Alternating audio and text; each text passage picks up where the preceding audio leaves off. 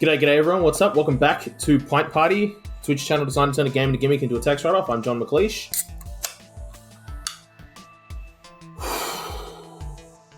Oh boy. Oh, so today's a toughie. I've been working on this puzzle now for 2 streams. Started at the end of one, worked on it for like half an hour, just fleshed out some bare bones functionality. Then yesterday, we decided to continue it on, got all the way through the puzzle, at least we thought we did, but apparently we hadn't completed some of our objectives, which I don't know why. And that's where I got stuck, was trying to figure that out. Now,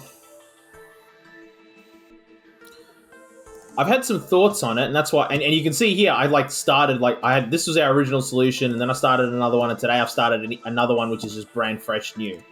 But literally, as I'm talking about it, well, let me walk you through. So basically, this was our new solution, and the idea was that,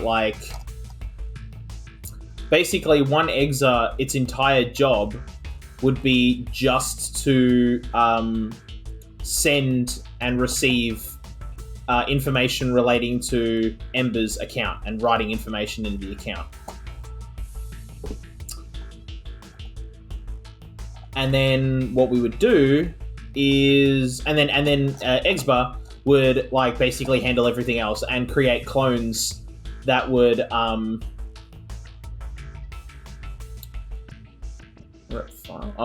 that would grab all the individual files and write all of the relevant information that it needs into each file, saying it's taken $1 out of every account. But apparently that didn't work, but I think I know part of the reason why it didn't work. I think part of the reason why it didn't work, so it runs through, and it'll run all the way through to the end. It says install Ember 2's account file. Now that never actually happened because we never wrote in that we needed to do that, even though we totally could. So we do all of this, and then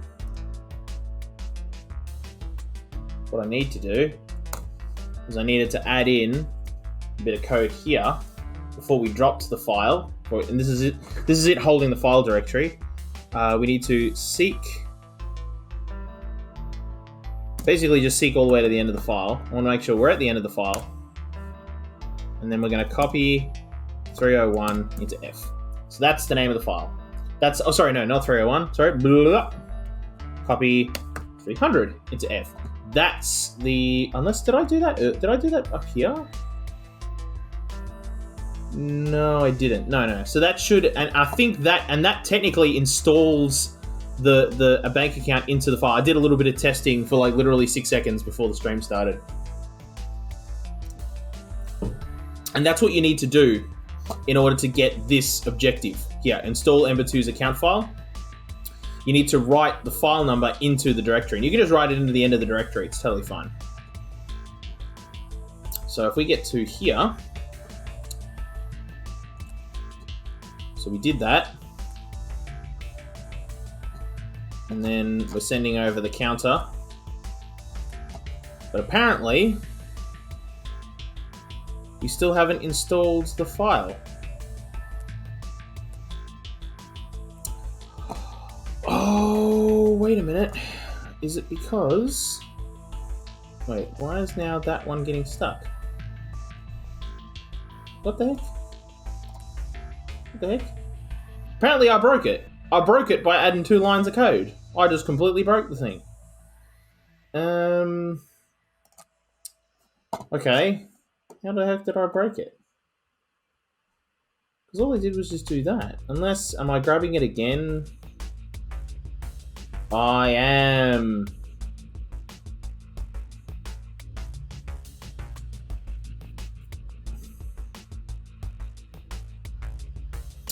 Who am I sending that to, though?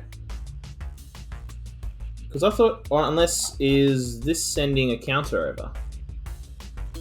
No? No, that's not sending over a counter. And this is doing the counter before we add in Ember's file number. So this counter should be pretty rock solid. Is it alt? Oh, okay. And then this is just gonna move through that. And then go to the end of the file, add that. Send the counter over. Drop that file. Grab 301.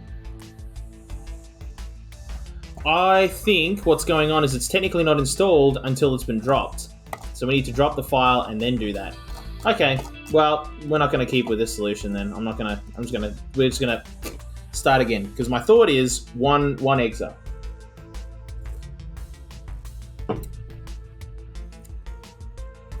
But I think what we need to do is I think what we actually need to do is kind of like follow this, this like, we need to follow the objectives precisely in this order. Before, the order that the objectives were completed in kind of didn't matter. I mean, it sort of did because that basically gave you the layout of like how you would do things, but it didn't really matter. If you did things in like a different order, it really didn't matter. You still got the solution. But I think in this particular puzzle, it really does matter. So we're going to do it in this order. And the very first thing we're going to do is install Ember2's account file. So let's do that. So we're going to grab 300. We're going to then link 800 and do that twice to put us into the checking account.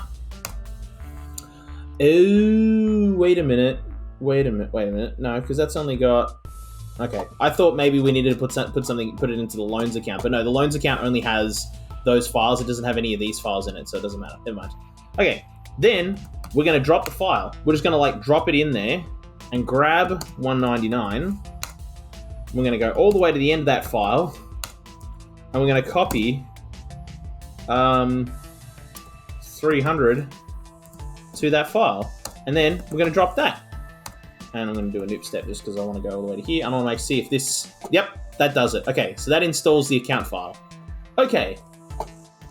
So the file is now installed. Once it's installed, I'm pretty sure now we can start depositing money into the account.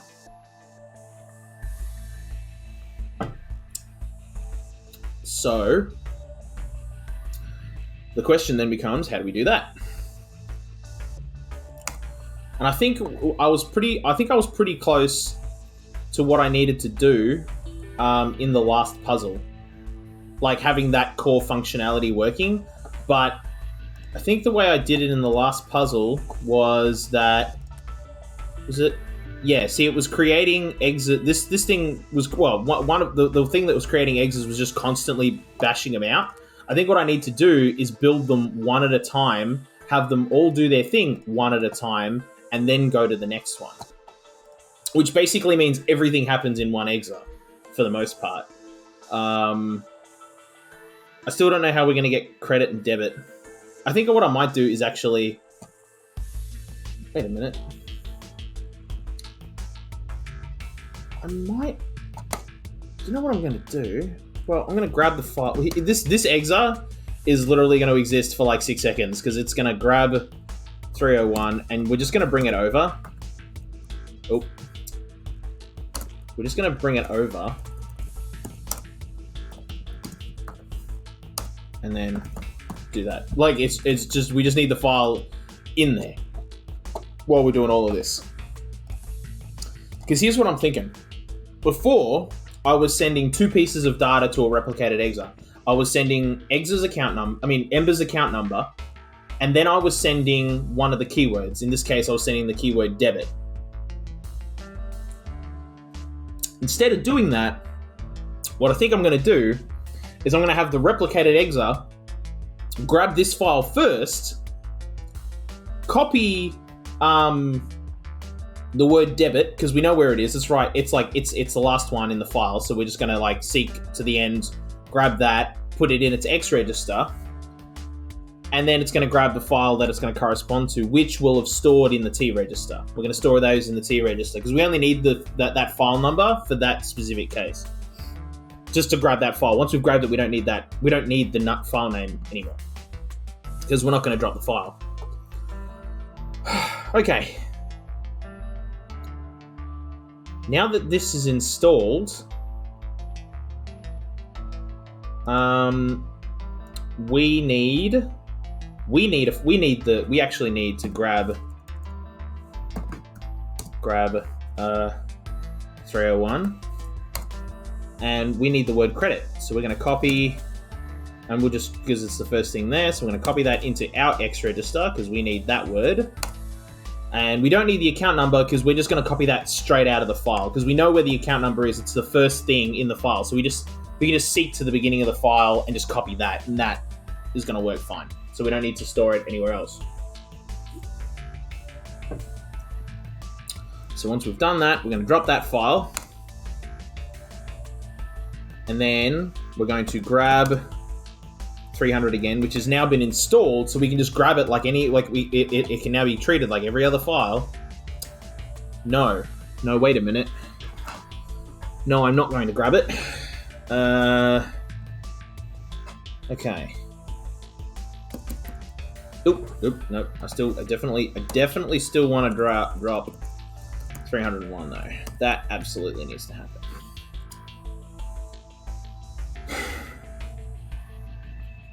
So, hang on a minute. Still, I actually really liked doing this, which is having that word, like knowing that was in there. I think we need to create a counter because we need... No.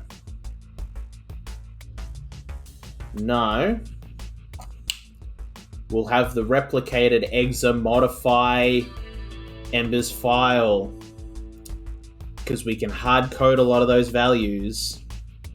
Like, we know it's file 300, so like once it's grabbed its own file from like that's got the numbers listed in the T register and it does all of its funny business, it can like drop that file and just grab file 300 because we're only going to produce one exa at a time. And then it can get the account number. Sorry, no, then it can get, and it can copy its own account, copy the account number across. Yes! Oh, yes. Okay. Ooh, I'm getting excited now. Okay. Mark file. So this will be, oh, wait, no, rep. We're going to call this rep file, actually. Rep file. That's the replicator step, but first we need to grab file 199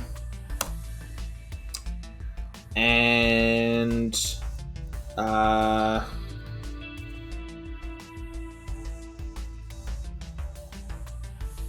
we need to... Here's what I'm tossing up. I'm wondering if it's worth building a counter to say how many files are in there. How many files are in there minus one?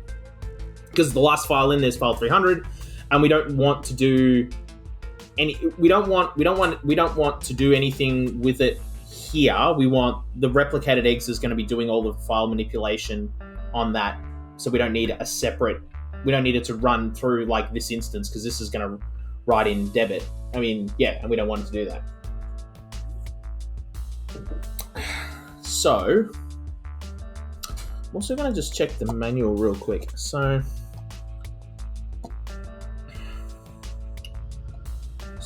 to Fashion Alley. So, let's see. Oh, okay, right. Okay, so there's the debit. Right, and there's the credit. That's what I thought. Okay. Right, and the reason why we're going to do it this way is I'm pretty sure, just from like reading the manual and like this, it needs the list, both the list of like Ember's list, this one here, all the account numbers need to be listed in the order that we've manipulated the corresponding files. So if we do this file first, that file needs to appear first, and so on and so forth. We have to do it that way. I didn't think that was the case. So before, like in the very first way we did this, I just had them just come in whenever because I didn't care, because I knew what the rest of I only needed the account number and literally nothing else. But that didn't work. So that's why I think we're actually going to minimize the amount of exas and just rely on replicated files to do pretty much everything. Except for this. This is a mule. Like it's just gonna drop this off in here for us and then be like, peace. So, but that should keep our activity like pretty low. So I'm okay with that. Because otherwise we'd have to like run back and forth, and that's stupid. That would actually be more lines of code. So do I write a counter? Or do I just do a loop where I just have it loop and test for test if it comes onto file like 300 in the file registry, where is it here? So once it hits, so like I can have it iterate through all of this, and then once it reaches this one, I can have it do a skip, so I can just do a test. But I'm pretty sure that that causes the file head to move. But that's fine. That's totally fine, because then I just do a seek -1, and we're all good. It also then frees up our T register if we want to do stuff with it.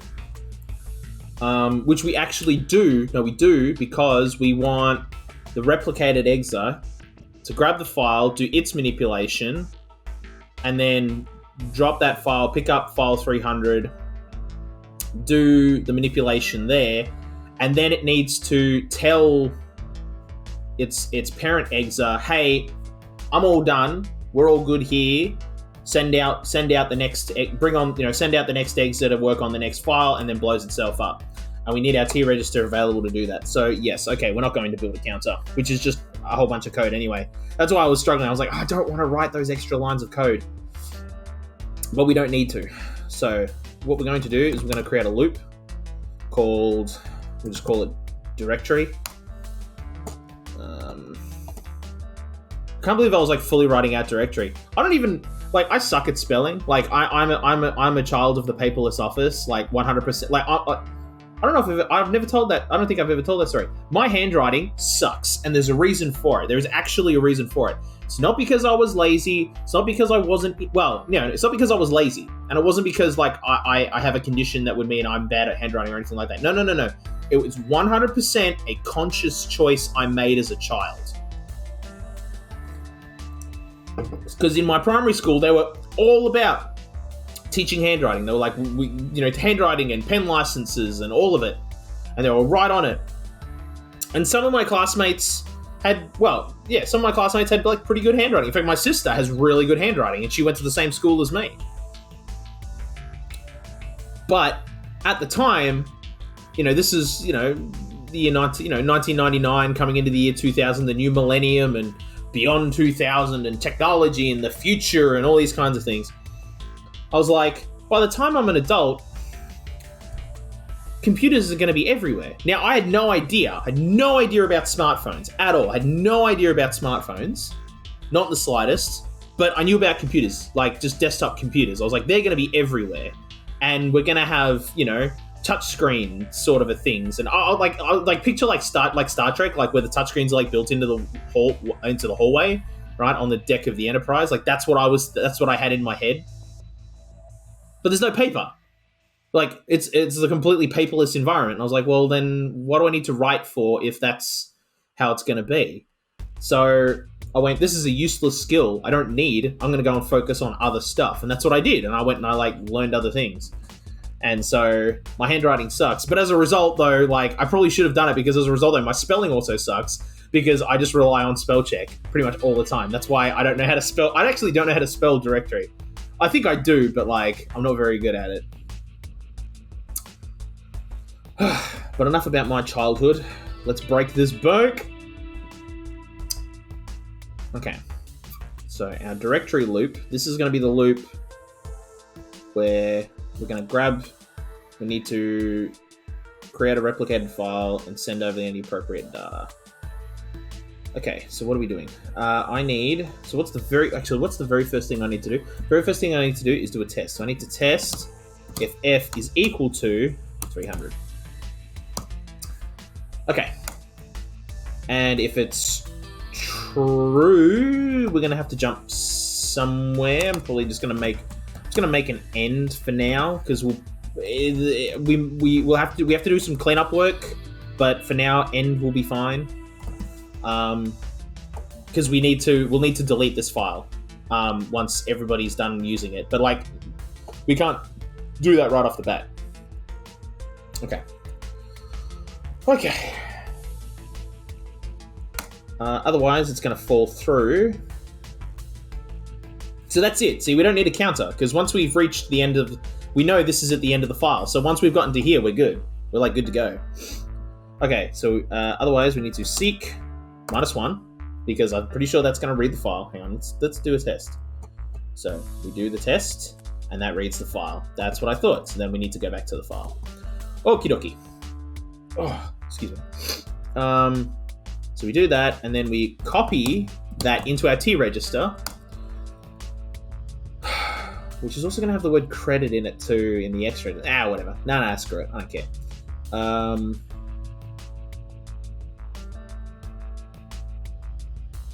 It doesn't need the word credit at all. I was going to send that over as separate data, but like, why? I don't need to. I'm going to be grabbing... the replicated file is going to be grabbing the thing anyway, because it needs to grab the word debit. So I may as well actually swap it out for the word credit. So like, okay, so here's like... No, I'm not going to have it touch it at all. We're not going to touch file 301 at all. We're not going to copy that over at all. I mean, we could, actually, and have it have the word debit, and then it only needs to grab the file once. That's actually not a bad thing, actually. Yeah, you know what? Here we go. We're going to grab 301. We're going to seek 1, copy F to X, and that's going to give us the word debit. Because we want the replicated things to have that first anyway. So drop, and then that way it can just send that out. Because this exa is never going to touch this file ever. So we don't need the word credit. We do need the word debit because all the replicated exas need the word debit first, and then they can grab the next word afterwards because like it doesn't matter. Okay. So they do that. Then it's going to copy the file number to its T register, and then it's going to REPL for rep file, and then it can just wait, can't it? Yeah, because I can just wait. Because it's not sending any other information at this point. That's it. It sent all of its information. Yeah. Oh, beauty. Because then, yeah, so that's all void m's going to do. Void m is just going to have it, like, basically just leave it in a wait state until we're ready to produce the next exa. So, and then, because then once it gets something, it'll jump to directory. So that's all that needs to do.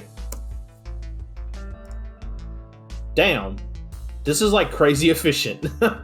This is too efficient. This is going too well. Like I said, I've been working on this now for 2 days. This is going way too well. I think I've screwed up. I might have broken something. But there's only one way to find out, and that's write the code. We've got to write the code and run the program. It's the only way it works. The only way to know. At least it's not like punch card days, where you would write the entire thing, and then if there was an error, you would have to like go through every single individual card individually, and even in the bits that you were confident didn't have errors, you would check for errors again. You have to do that all physically. It's like, thousands of punch cards. Oof. Yeah, that's how my old man did like statistical analyses in university in his day. Oof. Still though, it's quicker. Like he did a Quiddelay gimmick and basically did it faster than Quiddelay. He did it in 6 weeks, and Quiddelay did in 20 years. So technology accounts for something, even if it's punch cards. So what's rep file going to do when it's born? So it's gonna come into the world, happy little lamb, going, "Ooh, look at me! I've just been born." It's got the word debit in its X register, and it's got a file number in its T register. So I guess it's just going to grab the T. It's going to grab T. Oh, no. Crap. It needs an account number. Okay, no. It needs an account number. Right. So actually, it's not going to grab T. It's going to grab 300. Oh, and that means we're going to lose the word debit. Because we need to... See, now, at this point, we need to maintain the T register. We can't change it. So we're going to lose what's in our X register. So then we may as well get rid of this. Because we don't need it, basically, at this point. And we don't need that. So actually, we can just wipe all of this out. Because we can't use it. So we're not going to. So we're going to grab the file 300. It's 300. Yes, grab 300. We're going to copy F to X.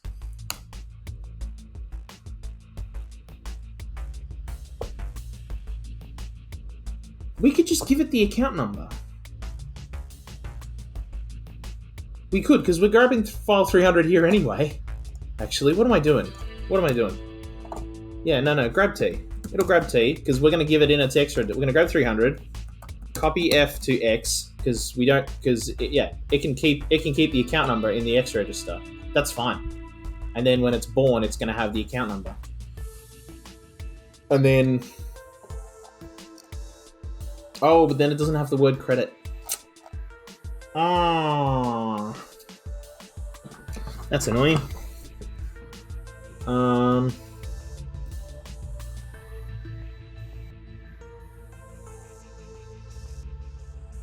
Unless it just drops the file. Yeah, actually. Alright. Oh. Yeah, no, because I only want to keep one egg. I only ever want to have a maximum of 2 eggs at any time. That's how I want to do this. So we kind of have to take it slow, but we have to do it in order, so we have to do it slow. We can't do this fast. So we grab T. So we're not going to grab T then. Yes, we are. No, we are. We're going to grab T. We're going to go all the way to the end of the file. And then we're going to copy X to there. So that's the account number in there. Then we're going to drop that file. Actually, so hang on a minute. I'm just going to do this. I'm going to say that's Ember account number.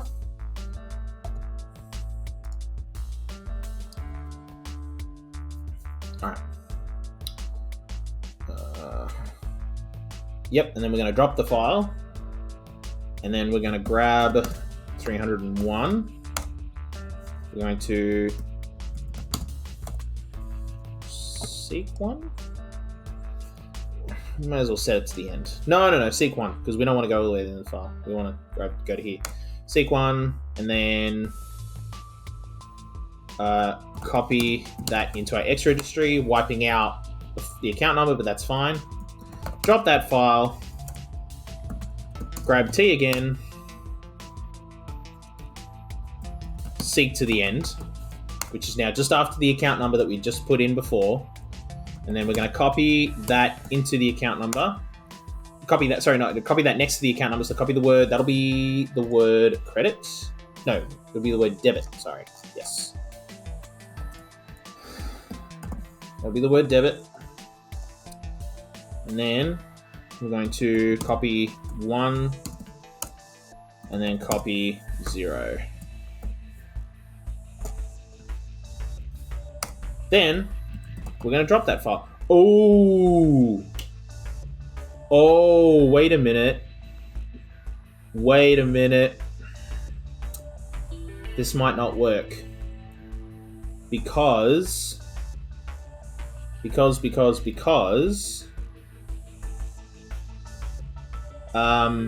when we drop a file, that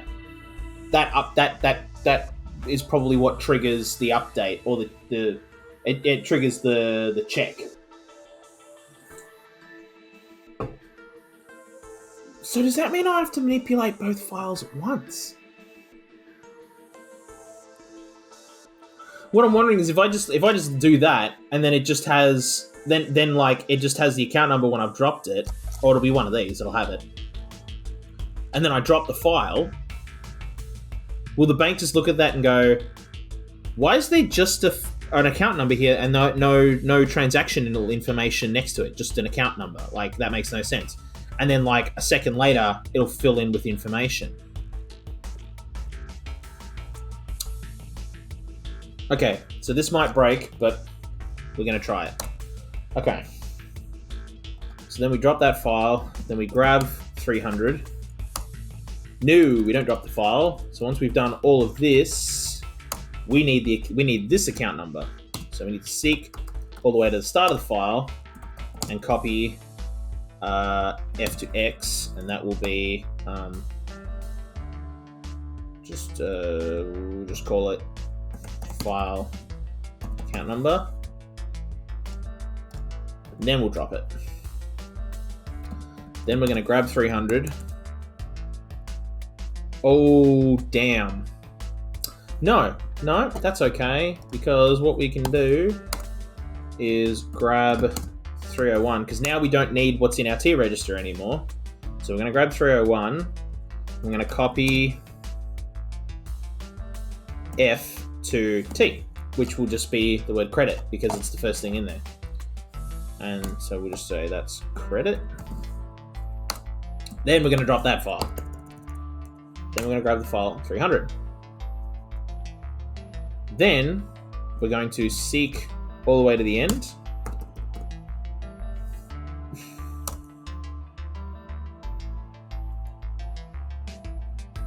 Because we're grabbing file 300 twice, aren't we?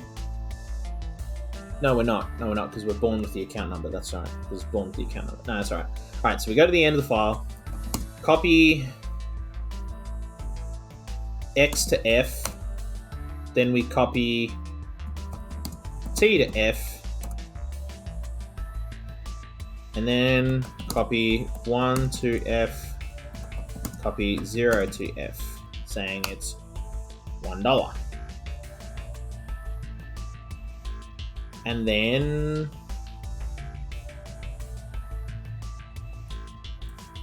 drop the file, copy something into the M register just to say, hey, you're all good to go, and then halt. We'll do a halt step here because we might change this. Well, if we do need to change this, actually. Yeah, what am I doing? I'm going to move this. We're not going to have an end. We'll just do that. So then it can run out of instructions and blow up, and that's fine. But this needs to be here. So actually, we're not going to call it end. We'll call it cleanup. So this will be our trash collection. So this will be cleanup.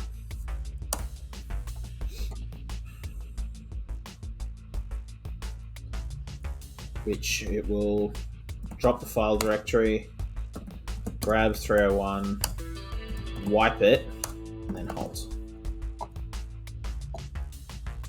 Okay, so that's the cleanup.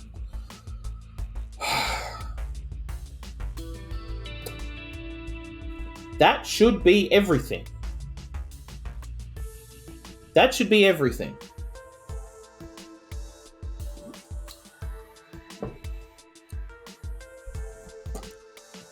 Unless no, wait a minute, we didn't do it in order.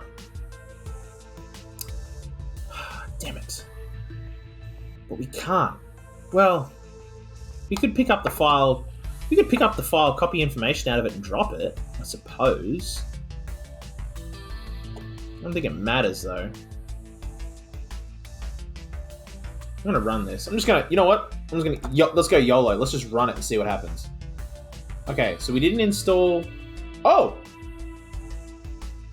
That worked!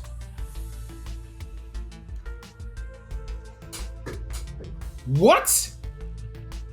That worked?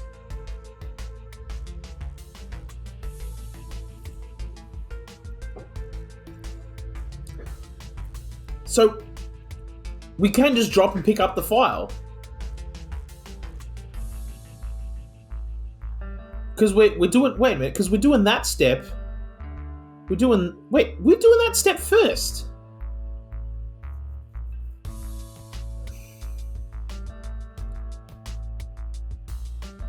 But according to this, we're not. We're doing this step first, and then we're doing this step, and then we're doing that step, and then we're leaving no trace. Well, I mean, doing that last is like, yeah, okay, fine. But apparently we're doing it this way. Look at this. Look, watch. It'll go tick, tick, tick that way. Tick, tick, tick. See? So somehow, I intended to write my code in this order, 1, 2, 3. I ended up writing it as 1, 3, 2, but according to the game, I wrote it 3, 2, 1. So, mate, I'm bugging. I have no idea. I have no idea. I have absolutely no idea what the heck I just did, but apparently it works. I was honestly scared. That we'd be stuck on this for the entire stream, on this one. But we're not. We broke the bank. Oh my god. Oh my god.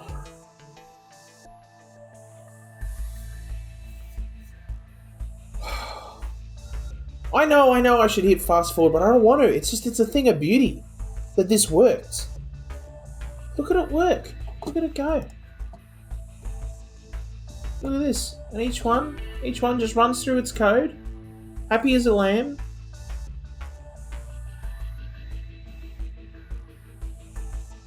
I suppose because this isn't looping. That's probably why. We completely unrolled, the loop. In fact, there's only one actual loop in the entire thing, and it's this. In fact, this probably has the least number of, methods. That's they call them marks. I'd call them methods. It's the least number of methods I think we've written in quite a long time. Look at that. Oh. That's a thing of beauty. So look at it go. Just scans all the way through. Runs everything. Oy. There's a lot of picking up and dropping down files. It even looks good over here. There's a lot of picking up and dropping down files and... Oh. What's this? What's this new one? Oh, okay, cool.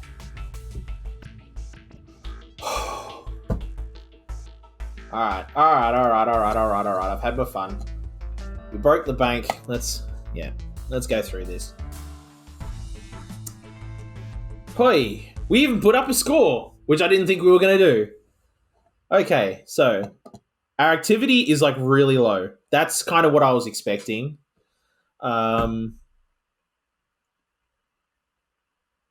Let's see, what's this size? So the size is kind of right in the middle. I'm okay with that. I'm okay with being in the middle of a curve. That's cool. These people are crazy. I don't know what these people are doing, but they're insane. And then for cycles, we're kind of on the high end. I suppose but we're not... But the loop isn't even that big. And it doesn't even run constantly. It just...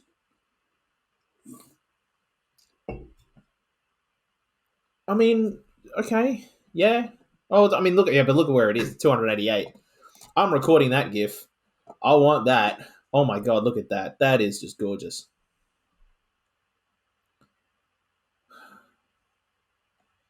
Sweet. Okay, let's see what Ember has to say about this. Defrauding the bank. I mean, yeah, I guess you're right, but I wouldn't call it that. It's got no sex appeal. It's got to sound good. It's got to make you feel like you got to feel like James Bond at the end. You got to feel like Danny Ocean. You got to feel like, you just pulled off the Italian Job. Well, the new Italian Job, not the old one. I don't want to be Michael Caine at the end of the original Italian Job. If you've never seen the original Italian Job, go and watch it, and you'll see what I mean. Just trust me, you don't want to be Michael Caine at the end of that movie. All right. Defrauding the bank. That's textbook crime, isn't it? Yeah. Yes, it is. Yes, that is 100%.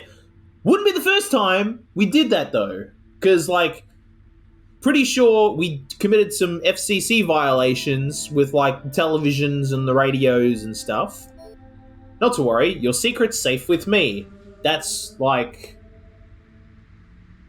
don't know. I mean, yeah. Actually, yeah, I feel better about you knowing it than than I guess a human. So cool.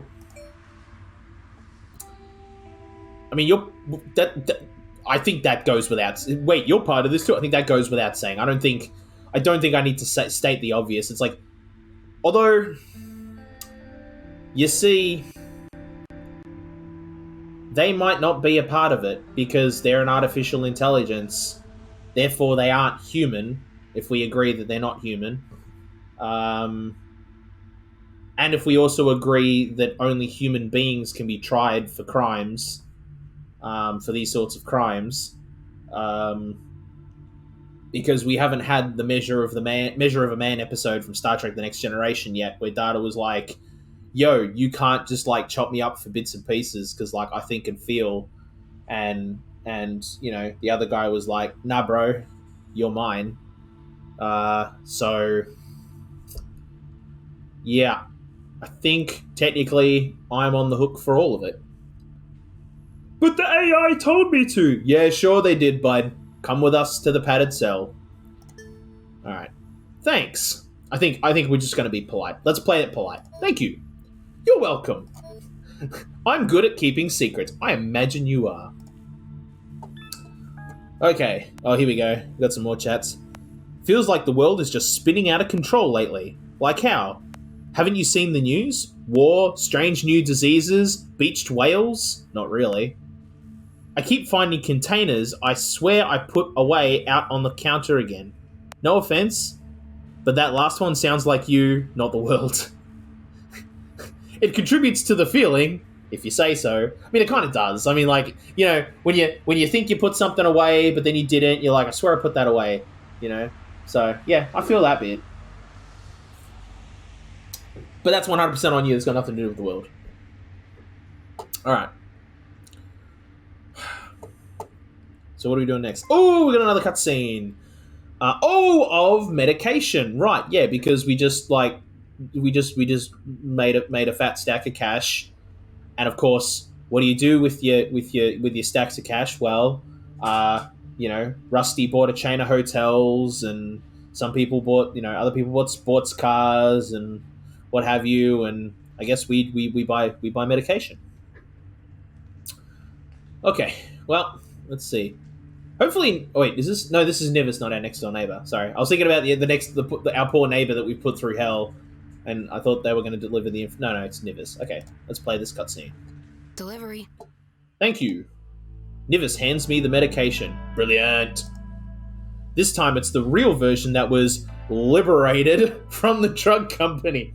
Listen, I'm happy to call a spade a spade. We robbed that drug company. It wasn't liberated. Okay, it wasn't crying out for salvation. We stole it. Just straight up and down. Let's call a spade a spade. It was theft. It was a necessary theft, but it was theft. I thought it might look more impressive than the bootleg, but it's basically the same. Yeah, I mean, drug bottles aren't super fancy. Or at least, I mean, they're not here in Australia. Maybe in America there's like, super fancy drug labels. I don't know.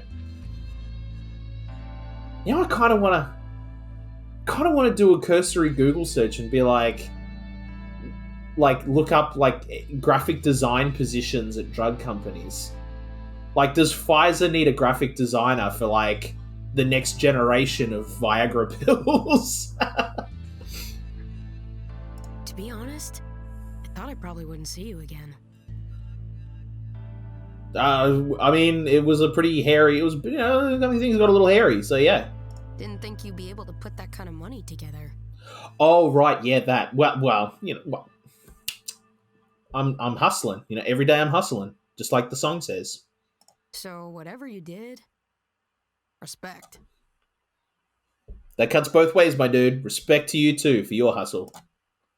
Nivis hands me another package of the medication and another. These are advance deliveries. Okay. I think I need to take it easy for a while. I mean, if you're worried about the heat, like, it doesn't matter that if it's in your, like, I mean, what do you want me to do? Do you want me to come to your place to deliver the cash? Like, I mean, I suppose we could just wire it to you. I did write the code to do it. We could probably just exa you some cash. The whole thing with the operation we did, those people I mentioned. Oh, yeah. There's some, like, yeah. There's some sketchy dudes, and you want to be away from the sketchy dudes. I feel that. It got a little hot for me. Yeah. No, I feel that. Yeah. The heat's on, and you want to, like, go and cool off for a bit. I get that. I'm gonna lay low for a bit. Yeah. I thought that was what you were doing. I thought that's why you were taking your time to deliver the goods to me. But, like, obviously, you've, like, scurried out to, like, do me a solid. So, even more respect. I might do some reading. Think about the world we live in. It's not the worst idea in the world. For some reason, I'm in kind of a spiritual mood lately.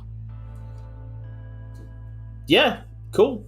Anyway, nice doing business with you. You too. Take care of yourself. I'll certainly endeavour to try so. Nivis closes the door, leaving me with the rest of the medicine. Wait, the rest of the medicine? That implies finality, like that's all the medicine we're ever going to get. Interesting character.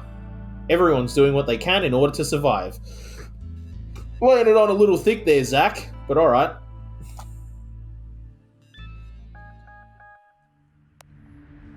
Yo! Sorry I was away for a while. I was computer grounded, haha. Boo. Aww. No offense, but your parents suck. Kinda. I mean, they're mostly okay, but sometimes they don't get it. They think I'm doing bad stuff. Have you tried explaining it to them? Sort of. I've been there. Yeah, same. I bet we all have. Okay, yeah, alright, so they're just in trouble for some stuff. Cool. Axiom Virtual Network Plus. Create your own virtual networks. Optional? I haven't the foggiest what the heck this is. Oh, maybe this is like design your own puzzles. Alright, well, it's optional, so we'll take a look at it. We'll, like, spend a little bit of time. Just maybe we'll mess around with it, and then we'll see. So what's this? Oh, happy birthday! I bought a new piece of software for you. Oh, you shouldn't have. But, like, seriously, you shouldn't have. Like, I would have gladly taken that money to like, stay alive. Like, I would have been all G.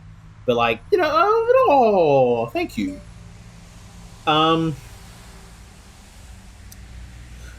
Don't look.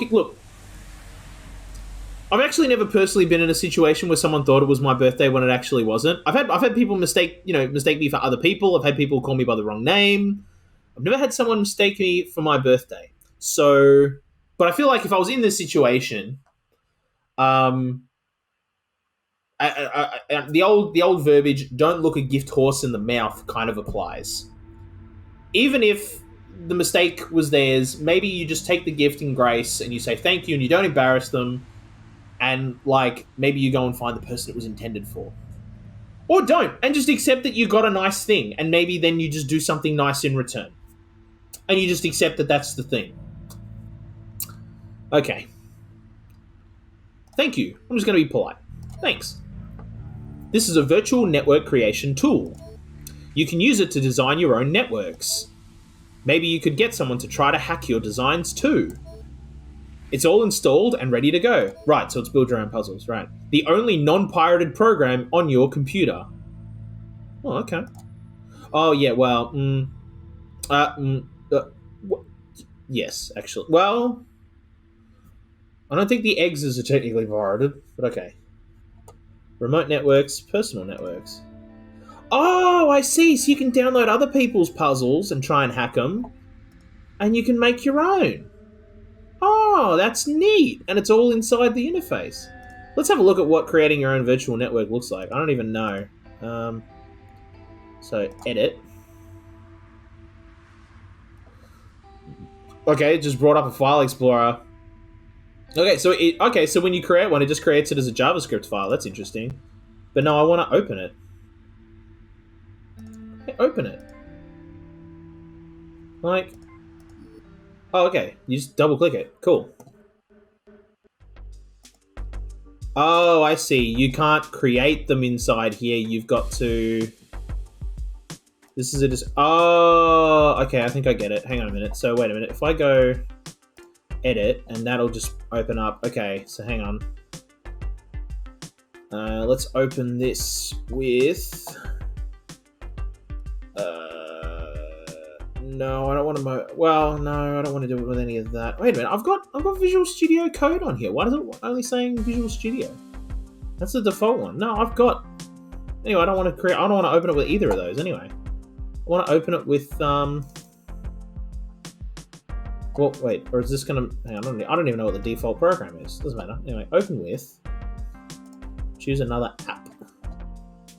What? No, I don't want to do file ID. No, I just. Oh my god. No, I just whatever.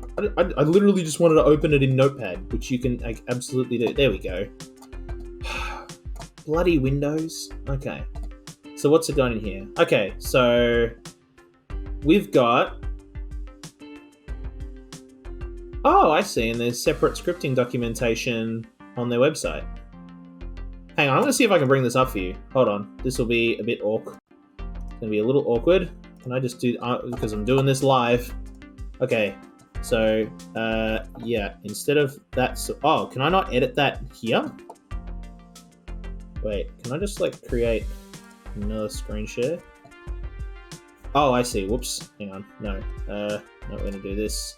I'm gonna do this, and then I want it to have. Where is my notepad? Notepad. There it is. Done. Cool. There you go. Now you can see what I'm looking at. So, this is how it looks like. This is what they want you to do for editing. Wait, can you see this? I hope you can see this. I have no idea. Save. Maybe now. Okay, now you should be able to. Okay.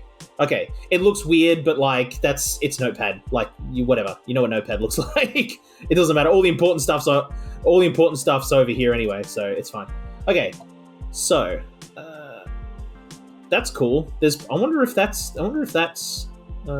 copy. I'm just gonna fire up Google Chrome and just have a look at what that is.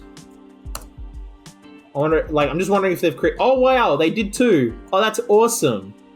Oh, that's so cool. They've created like a whole website that just looks like a boring developer tool website.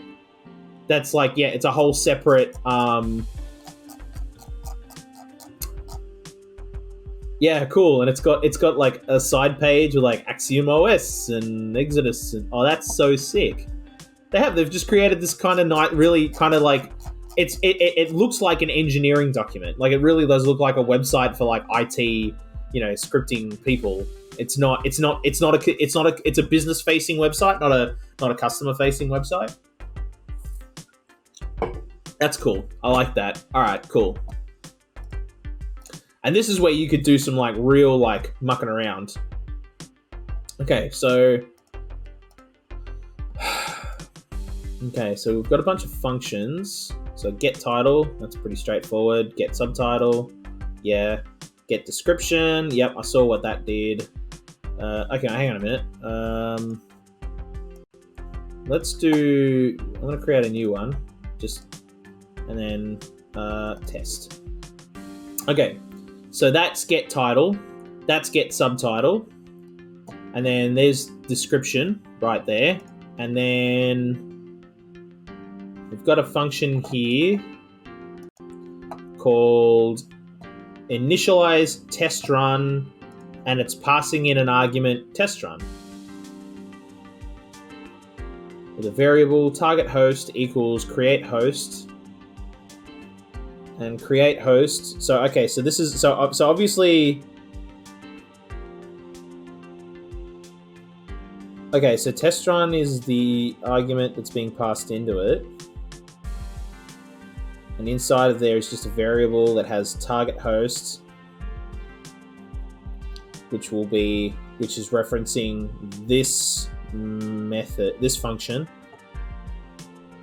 That's called create host. Within it, it has a string and a series of integers.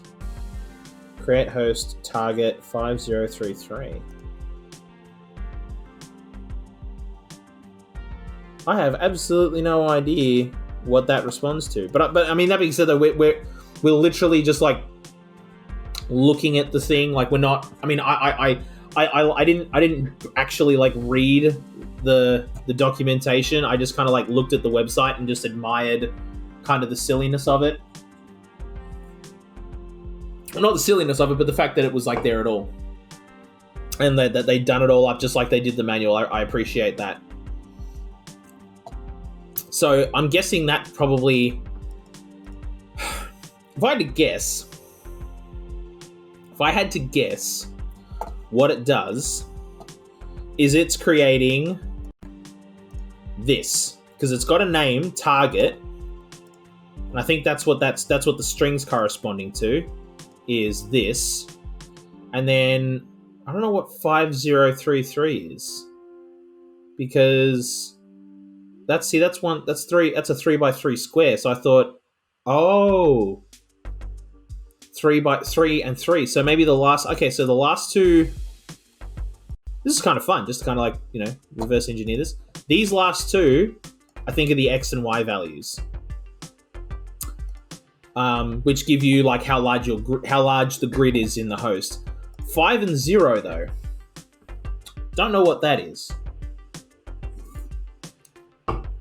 Yeah, unless maybe it corresponds to the links. Maybe, I'm not sure. That's the bit I like. These two integers and what they correspond to. That's where I'd have to look at the documentation, because I can't see. My guess is it has to do with the links. Like, it has to do with what kind of a link it is and where the link is. So I think 0 is probably going to correspond to where it is. So like, is the link here, or is it here, or here, or here, or whatever? And then 5, I'm guessing, is like what kind, like, is it an entry or an exit? And maybe if it's an exit, it makes it a -1. Or it seals it, like it's a one-way. Like, is it a one-way link? Because we've seen those. Will this have nothing in it? Is it one-way, or is it a bridge that goes backwards, or is it a bridge that is going to go onto another host? So instead of it being a -1, it'd be an 800. Yeah. So I mean, that's my guess. That's my best guess. Is that's what that is. And then function on cycle finished. I'm guessing that's that's got to be the check. That's where you would put in your objectives. It's probably in here. So like, this is where so at the end of every cycle, hang on a minute, let me bring this up. So at the end of every cycle, it'll run a check to say, have you completed your objectives? Yes, no. Damn, it's doing that every cycle though? That's nuts. But yeah, I guess you would. Yeah. If we say, because that it's no different than from doing a check at the end of every frame in Unity development, which I've seen. What's that? Oh god, I can't remember what the function in Unity's called. It's but I can't remember what it's called off the top of my head. But there's a function in Unity where at the end, after every frame, you can check for something and check if something's happened, and that's how. Not quite. Technically, you do it every like half in the mid, like before the end of a frame. You'll do this check, but you can use it to check for collision. Like, have two things run into each other, and you do that check every frame. So I guess on cycle is really just like on cycle finished is just the Exapunks equivalent of that, checking if something's been done at the end of every frame. Like I said, technically before the end of the frame, whatever. Yeah, that's probably what that's doing. So that's cool. All right, I'm not going to muck with that today, but that was a fun little like. Okay, let's just let's open up a blank one and see what it does. And yeah, that's cool. All right, well, I'm not going to have two blank ones in here. Let's delete that one. And then I'm just going to close. No, I'll leave Notepad open for the rest of the stream. If we want to come back and take a look at it later, we can. But that's cool. And like maybe I'll like go through and download some. Like we'll do that. Like let's finish Exapunks, and then maybe we'll try and play with some. Like once we've finished all the Zachtronics puzzles, then I'll browse through the Steam Workshop and like maybe we'll play with some other ones. Hey, Kronos, what's up? Welcome back. I'm just screwing around with the making your own puzzles thing. I'm not going to make anything in it today. I'm just exploring it. I'm just like having a look at how it works. It's pretty cool. And it's all like really basic, but like, I mean, if you wanted to like, it's a really good, how do I describe it? It's a really good next step. Like I feel like once you finish the game, if you're like if you're like new to this genre, but you're kind of interested in programming, once you've finished it, you can kind of like extend your like Exapunk skills and make your own puzzles, and that requires like actual coding, but not super deep coding. Like I said, it's a JavaScript file is what it makes. And there's like all this documentation, and of course it doesn't look like it's using actual JavaScript functions, although getTitle sounds like a JavaScript function, because that's something you could use in web development. I don't know if it's called getTitle though, but I also don't see why not. Yeah, it's really cool. Hang on a minute, I'll show you so this is it.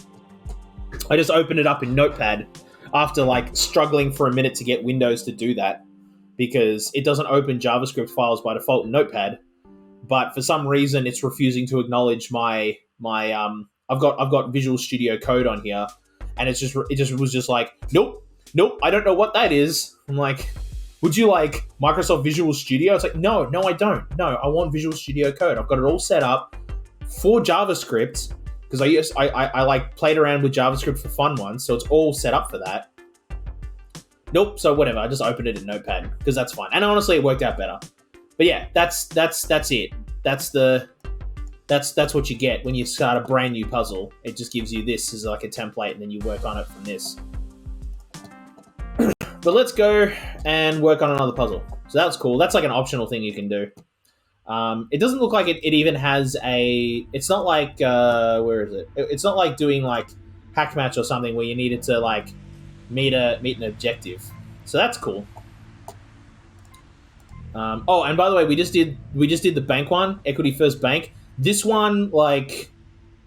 Oh, that was a tough one. That was really hard. Like, I'd spent, honest to God, like the end of one stream and the entirety of another stream working on it, and then we finished it like today. Oof, that was crazy.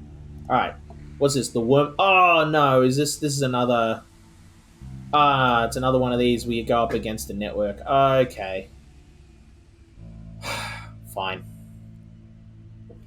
Compete with an opponent to fill the network's hosts with your exes. Right. If you keep on winning, they'll eventually have to accept that you're back. I mean, yeah, it doesn't really matter. Like, who cares? But okay. Doesn't really matter to me. That's, yeah. Why not? They seem to care a lot. So don't let them down, okay? Time to win. Yeah, righto, mate. Okay. So, how are we doing this one? To win this battle, you must fill the network's hosts with as many of your eggs as you can. Right, so that's their one, okay. Note that each pair of test runs has its own unique network layout. Oh, okay. With bi-directional links between hosts that use prime crap. They use prime numbers between 2 and 13 as link IDs. Gain 1 point for every exa you control in the network at the end of the battle. Lose 1 point for every time one of your exes executes a kill instruction. Yeah, it's pretty straightforward.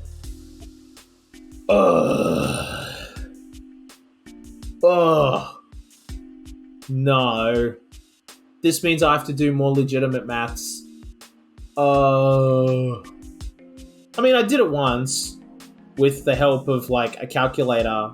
No, the calculator was no help at all, actually. With the help of Google and a website that more or less did it. Damn it. I have to go and, like, look up now prime numbers. Because, so... See, there we go. Look at end of every like, so like that's a half. You know. Wait a minute. Yeah, and see that's different to there. Right, yeah, and then the network changes again. Okay, so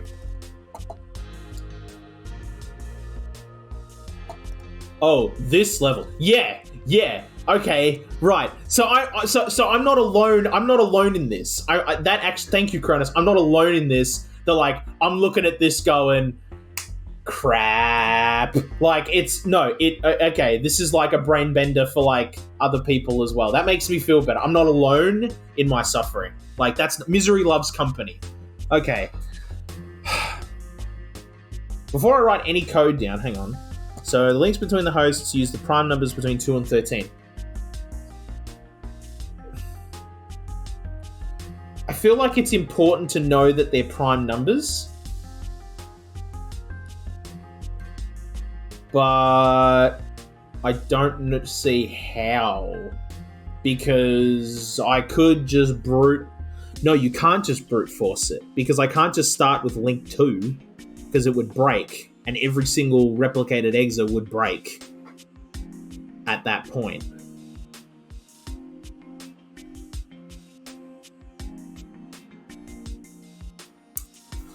Let's see what their exa is going to do. So their exa comes in. Okay, built one, and then it blew up.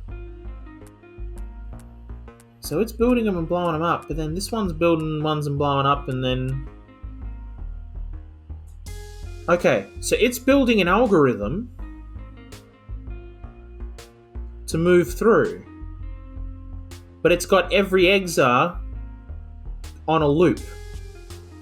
And what I'm guessing is what's happening is, because this was Mama. Mama's got the initial loop to replicate, and then every other exa in the replication, when it jumps to that mark, it's probably just telling it to jump back into that same thing. So it'll create a new one, and it's probably just iterating through the same code every time. And somewhere in that code is how to calculate the links, and every single one just does the exact same thing. Part of it being linking through. But that can't be right, because if that was true, then Mama would move through. And they're not. They're staying there. But you can see this. You can see it's doing this because... So they do their link 8... That's their initial link 800. Then they create an exa. The exa tries to link. It can't. Blows itself up. But we've got another exa ready to go. So that's very quickly creating exas. And that exa was successful. So... Oh...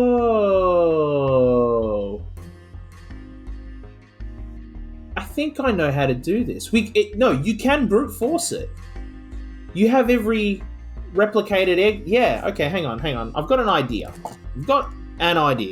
It's probably a stupid idea. In fact, it's an incredibly stupid idea, because I'm guessing we have the prime numbers, having them as primes is very important, but whatever.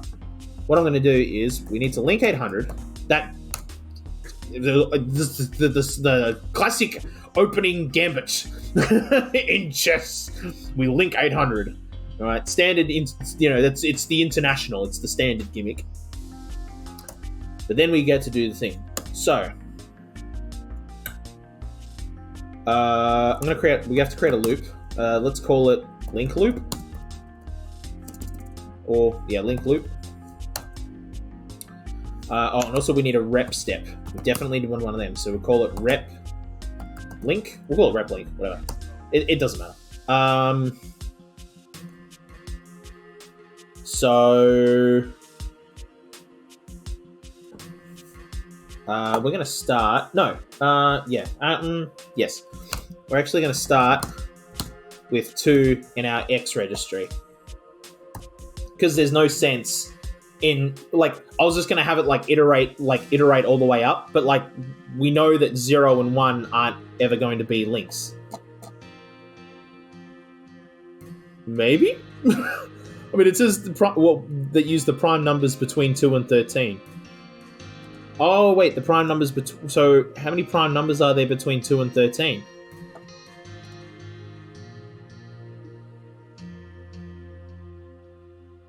All the prime number thing means that you can't do fancy maths to cover all the port numbers in the same code. Yeah, that's cool. I wasn't even going to be that smart about it. I was just going to just do a straight brute force and just sort of like try link 2 and then blow up and just keep and basically just have my exa just like spitting them out constantly.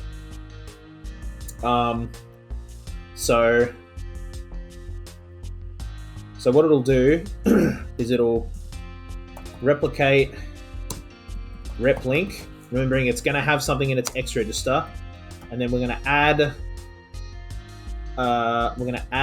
one. Oh, whoops! So add 2x 1 right back into X. So that gives us the number 3, and then we're going to test if X is greater than 13, and then if false, jump into link loop. So just do it all again. Otherwise, we're going to reset our X register, copy 2 to X, and then jump into link loop. Because I think we can have this run kind of indefinitely. Look at our storage limit, 100. We can just make all the exes. All right. Okay, so I think that's just like, we're just going to brute force it, like straight up. This is like, you know, we're doing this with it. We're not like Equity First Bank, the bank one that we just did. That was like, you know, that was like a heist. You know, we had to do like precision, you know, scalpel code incisions. This is like, just take a sledgehammer to it, mate. Just, you know, just go ahead and give it. That's what we were doing. We're going full RAM on this one. All right, so now the rep link is just going to link X, and if it blows up, it blows up. It doesn't matter at this point. But if it makes it through,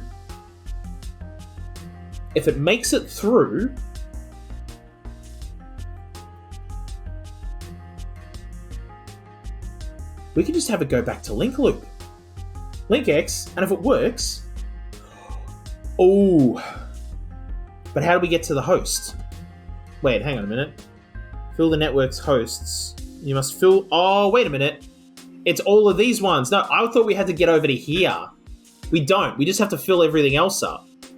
Yeah, actually, no. So this... We can... Oh my god. I was going to try and figure out how to do some more precision. No. This has to be just super dirty. This is how you want to do it. We just want to spam. Yeah. Okay. Cool. So then we're going to jump to link loop. If we're successful. That's how we're going to do it. So then it goes through and then it becomes one of these and it just starts spamming them out. Yeah. Okay. Let's see if this works. So this is going to have to get to 11 first. Should I build 2 exes? Now hear me out on this. We have one exa going up from 2 to 13, and we have another exa going from 13 to 2. That way we're covering both ends of our spectrum. Otherwise, because look, they've got the advantage right now. They have the advantage in that they're going to hit if they're using, this is assuming they're using the same code, and I'll kind of like revert based on my observations. I think the NPC is using the same code. They're going to be able to make their first link. In fact, they're not only going to make their first link, they're going to make their second link before we've made our first, because we're at 11 with our brute force method. But if we have an exit that's working its way down and one that's working its way up, then we'll make that first link by the time they make theirs, and but then we're going to get stuck on the second one. That's fine. It's fine. It's not perfect, because this, it's not perfect, but maybe it'll work. I don't know. So let's create a second exa, and we can honestly just use the same code, but instead of copying 2 to X, we're going to copy 13 to X. Instead of adding, we're going to subtract, and instead of testing if X is greater than 13, we're going to test if X is less than 2.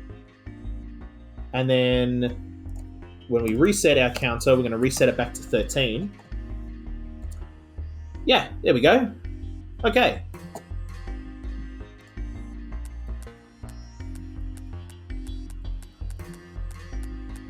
See, and then it creates one. Oh. Nope. They're doing something, and they've already hit us. Oh boy. Okay. Yep. Alright. So it's not that simple. But that's okay. Look, we wrote that in 25 lines. We've got oodles and oodles of space left to write more code. If we have to. We have got heaps of room. Okay. So... because what are they doing? Because they're making things, it goes boom, and then it links. Hang on a minute. How are they creating more exits? Maybe once... okay, so that means they're not using this loop. They're not doing a loop as simple as this. The replicated exa is doing something else.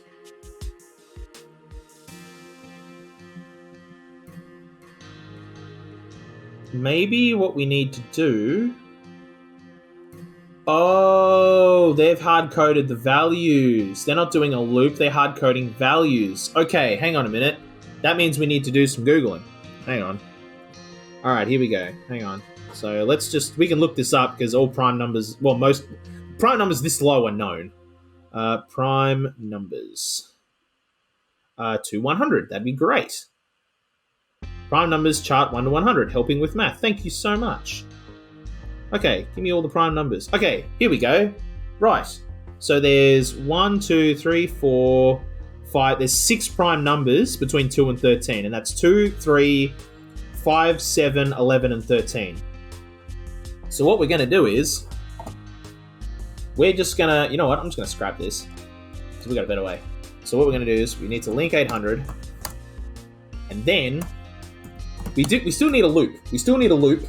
But... and we're going to call this... we'll still need a link loop. But it's going to work a little differently. So instead of brute forcing the numbers, now that we know what the numbers are, we're going to copy 2 to X, and then actually we need a rep step. So mark rep link, and then create that. Then we're going to copy, because remember, then we'll have this one link X. Actually, and then we can have it go back and just do it again, theoretically. Yeah. Anyway. Oh, no. Come on. I want my numbers up. Actually, you know what? I'm going to write them into this handy dandy notepad that we still have open. That's what I'm going to do. Okay, so we need 2, 3, 5, 7, 11, and 13. Okay. There we go. And then I'm just going to put that... no, don't put it. I want to put that over there, just so that I've got those code. Sweet. Okay. Actually, I want to put it like right there. Would be better. Okay, 2, 3, 5, 7, 13. Okay, so copy 2, copy 3 to X. Copy. Okay, all right, and then we just do a rep link. Hang on a minute. So what am I doing? So let's just do this. So 3, 4, 5, 6. So 2, 3, 5, 7, 11, and 13.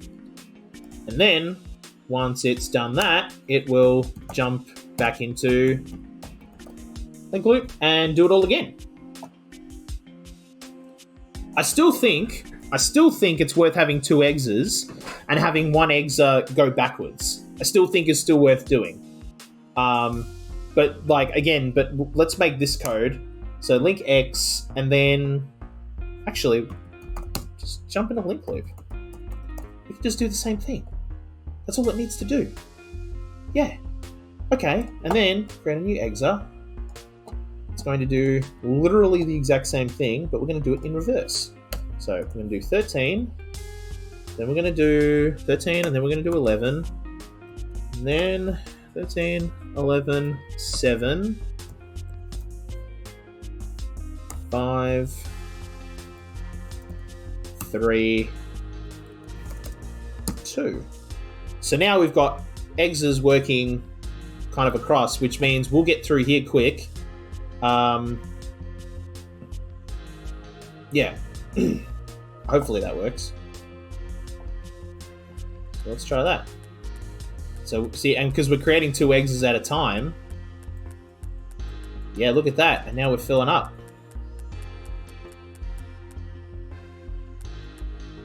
And then they've filled up, and then that's it. And now we're at a stalemate. So how many points have we got? Oh, we got 1 extra point to them, and then we're going to reach the end of that test. And we won. Okay. Wow. That was like way more simple than I thought it was going to be. Okay. Let's see how that goes. So, 32, 33, 46. Wow. It's entirely dependent on... Okay, wait, win count 6 out of 7, 7 out of 8, 8 out of 9, 9 out of 10. Wait a minute, what's our... I can't see whether we're winning or losing. How many times we've won. It seems like we're getting the highest score every time. Bar... Oh, no, now we're losing a couple. Okay, now we won another one. I did get to that one. Well, I mean, yeah, I got to that one quick, but, like, I feel like that's because there wasn't much to it. Alright, let's fast forward this. I want to see how we did. Rating B, wins 79, I'll take that. I'll take that. Okay, I'll take that. That's actually, it also looks really cool. I like that. Look at the way it fills up. That's actually pretty cool. I like that. But we got a B, which means there's probably a much... Like, we got to that fast, but look at our rating. Like, and especially because against the NPC, usually we've been getting an S+. Like, there's probably a better way to do it, rather than hard-coding those values. But, yeah. I mean, we could just loop it, I guess. But how? I mean, we could create a loop. Like, I mean, I remember. I think I did this in Python once when I was learning Python for years ago. There was like a little like tutorial program, and it was like how to calculate prime numbers. It was in one of those like Learn Python books. And basically, the way the code essentially worked was it would iterate from through a range of numbers that the user would input, say from 1 to 100 or whatever. And then it would just iterate through and would do a check and say, is this a prime number? Yes, no. And if it isn't, then it just moves on. But if it is, then it would store. It would count up 1 and say, yep, I found a prime number. But it wouldn't tell you what the prime number is at the end. But you could code it to give you that as a result. But I also feel like that's just effectively more code. Well, because we're not hard coding the values. We're still iterating from 1 to 13. And, well, yeah, but see, I suppose if we're checking and then checking for a prime number, we're not replicating for, I don't know. Yeah. Anyway, whatever. I don't care. I like to get through these ones quick anyway. So we'll come back. We can get that to an S+ probably after this. You still aren't saying anything in the chat room. Don't you think they might want to hear from you? Probably, but the game design doesn't allow for that. If you're going to metagame me, I'm going to metagame you. But like, how do we roleplay this? There's nothing for me to say. I have a theory. It is mine. You're enjoying it. You get to be this mysterious, silent presence. I understand the appeal. Oh, here we go. Now we're going to get some... Yep. Haha. Welp. Sure, okay. Hi, Moss. I'm sure you're reading this, even though you've been lurking. You might have won this time, but we should rematch. Why? Is your computer still broken or something? No, but I was distracted. By a solar eclipse. What? That's rubbish. Yup. Right. Hang on, are we? Oh, yeah, because we're here. Right. Pretending we're offline. Right. Okay, cool. So what's next? Tech Exablaster Modem. Find new hosts for Ember 2 by exploring and mapping a data phone network. Ooh! Now we're going to do some war dialing. That's what it sounds like. Alrighty. I've collected a lot of data now, but my understanding remains incomplete. No understanding is totally complete. Not yet, no. Oh, that's bold. That's bold. I need more processing power. Open networks are getting harder to come by. Luckily, everyone's buying personal data phones now. Thanks, consumer rat race. Let's get me onto those. Oh, okay, so this is like... What was this? Avengers... Age of Ultron? Is that what we're doing now? We're gonna let Ultron out loose onto the internet. All right. Oh, it's like this. This is like we did this puzzle. But, okay, hang on a minute. This has got to be different though. Hold on. Using your modem, connect to each data phone so the Ember 2 will have a list of valid phone numbers. Each data phone contains a list of the owner's contacts. The phone number of one of these data phones is in your host file, while the rest are in the contact list of another data phone. Note that each data phone, aside from the first, will appear in exactly one other data phone's contact list in such a way that you can find them all without getting stuck in a loop. Right. Okay, I was gonna wonder, like, how do we know which number to dial? But we have one phone number, and then we need to grab, like, so we need to grab that, and then we need to dial another number.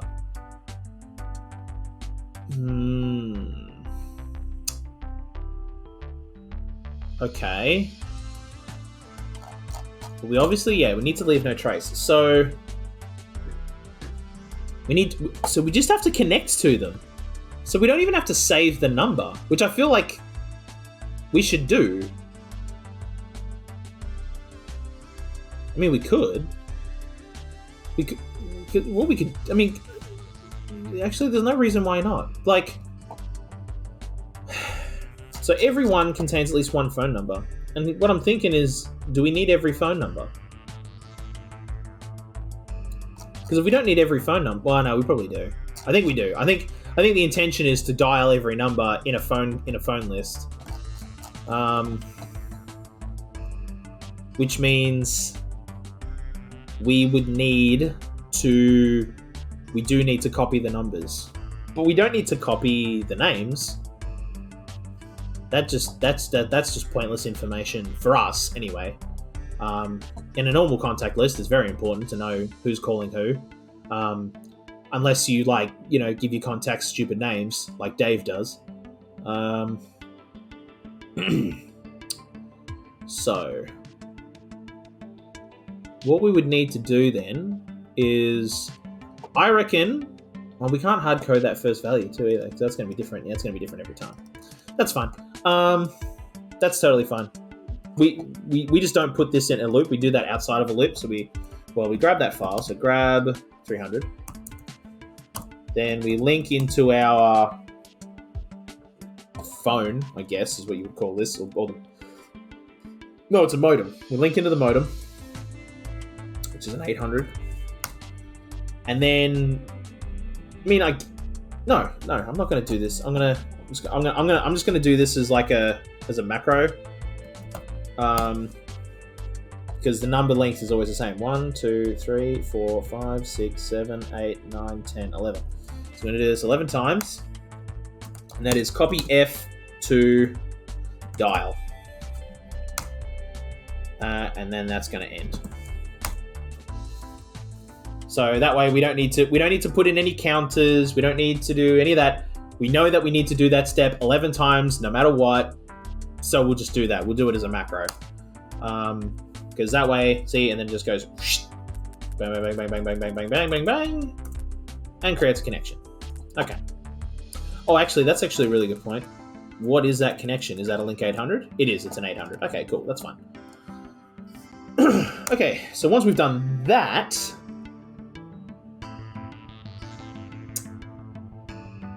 we don't need to create a new file. We could just keep this file and just keep adding to it. There's no reason to... I was going to, like, you know, drop a file and create a new file, but, like, no, you don't need to. That's silly. Okay. So... Okay, I think I'm actually figuring this out. So, okay, so we still need a loop.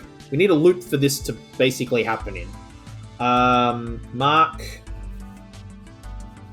I suppose I'll just call it dial. No, you know what? Let's call it war dial, because that's what we're doing. We're war dialing.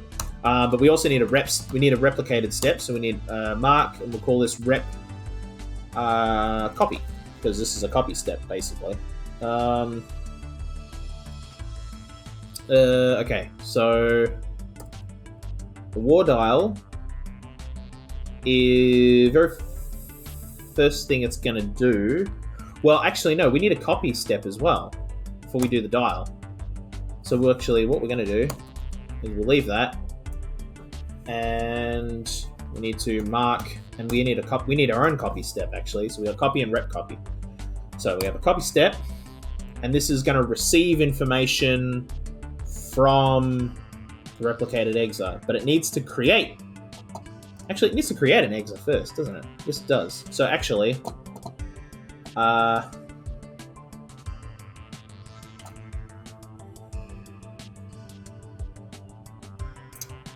we'll do this one. We'll do the first one outside of the loop, actually.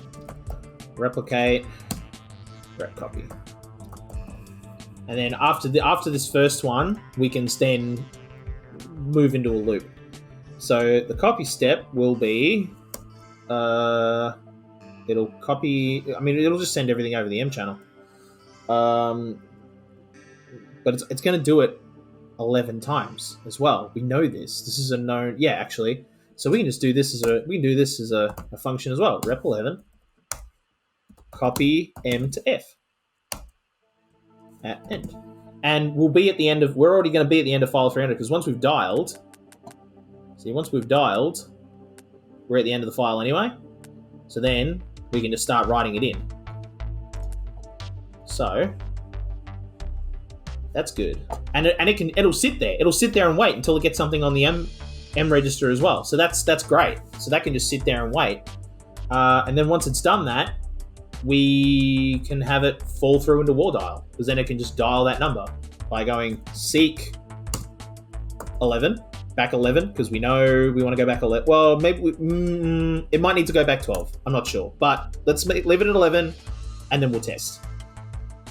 And then we're actually going to do this step again. Control C. Oh, I think we need to hang up the phone first, actually. But, well, this is going to happen in this order. But what we need to do is...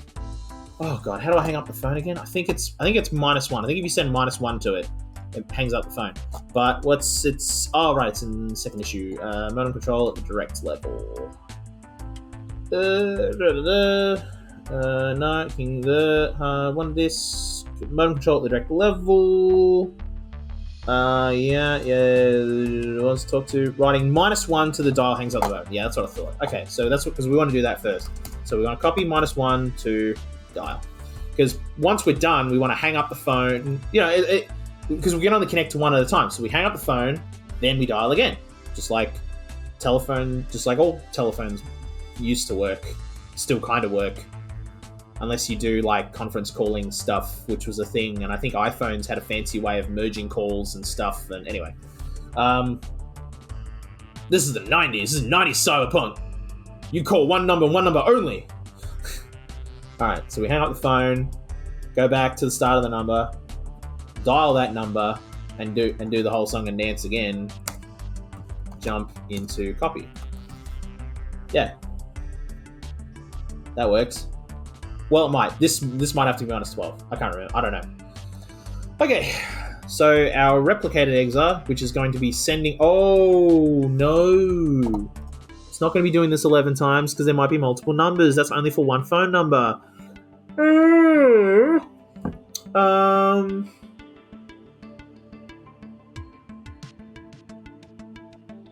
Oh, damn. Okay.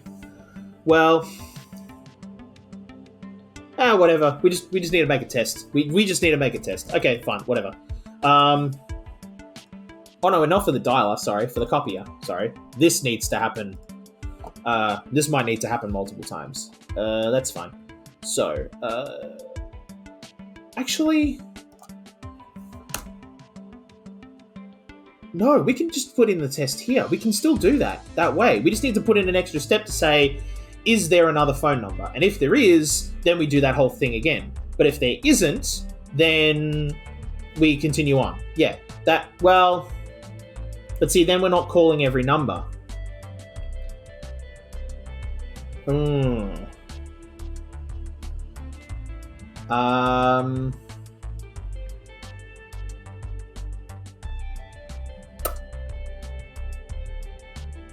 Ooh.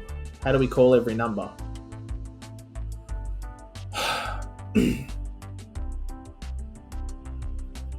Unless, because each data phone, aside from the first, will appear in exactly one another's data phone's contact list in such a way that you can find them all without getting stuck in a loop. So, what I'm wondering is, does that mean that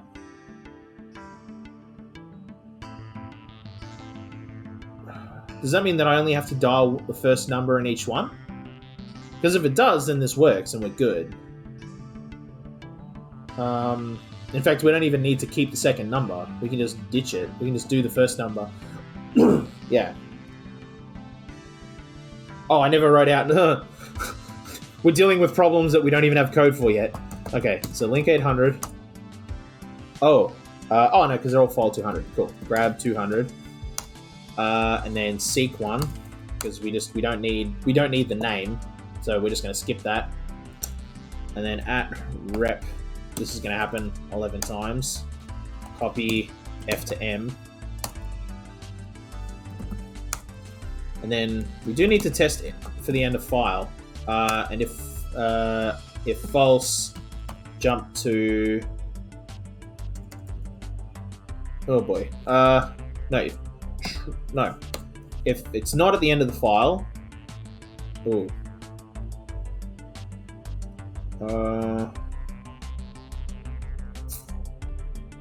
Because I don't want to run this step again, because that'll cause it to blow up. So I guess we need to put this into a... So we call this rep pre-copy. Yeah. You're freaking out, I know. Pre-copy, and this will be copy. Just because that only needs to happen once every time. But like once we have, so if we're not at the end of the file, jump into rep copy again. Like just do that whole thing again. Yeah, because it gets to here, and then we need to seek again because it won't. Yeah. So that more or less works. But it doesn't help us dialing every number. So maybe we do need a counter, but we need a counter to tell us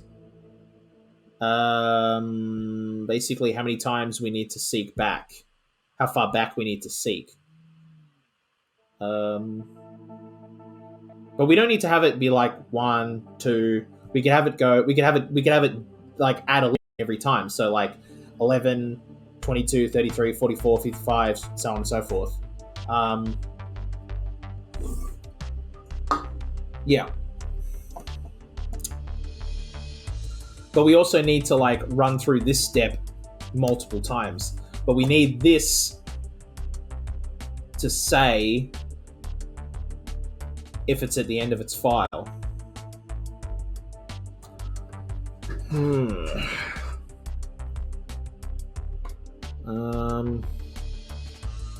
suppose because this is all going to happen. Yeah, but see, then it's just going to jump back. So...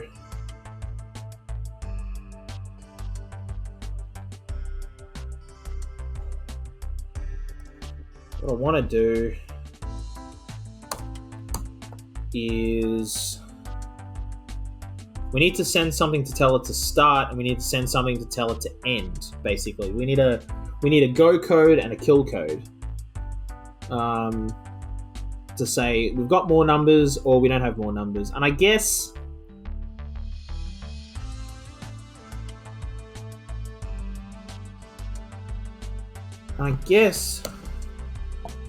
we could have that kind of broken out and have it do that first.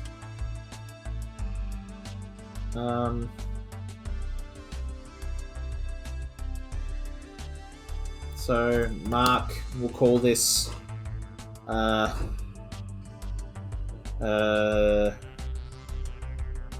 list, no, num count. And this will basically be like, you know, it'll get a go, and it'll say, okay,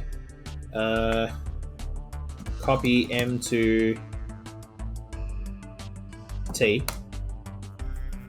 and we will test if T is equal to our go code, and if it's true, jump. Oh, hang on a minute.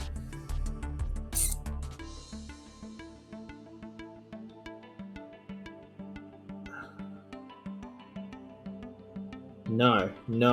We don't. No. We're going to test if it's a kill code, and if it is, that says, okay, you've got all your numbers, so you can jump into war dial. Otherwise, it's going to fall through, and once it's done that, it's going to add to X the value of 11 and write that back into X. And here's why. Because that is going to determine our seek step. Oh, wait, because that's going to go seek X, and that'll be 11, and it'll jump forward 11 spots. We just make it a negative value. That's what we're going to do. We'll just subtract instead, because it's going to start at 0. And then we can have it, instead of going seek 11, we'll have it seek X. Ooh.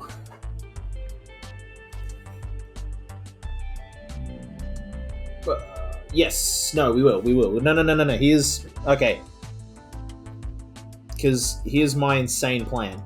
We're going to do that. Copy F to dial. And then... no, I'm not going to... I was going to do an add 1 there. But actually...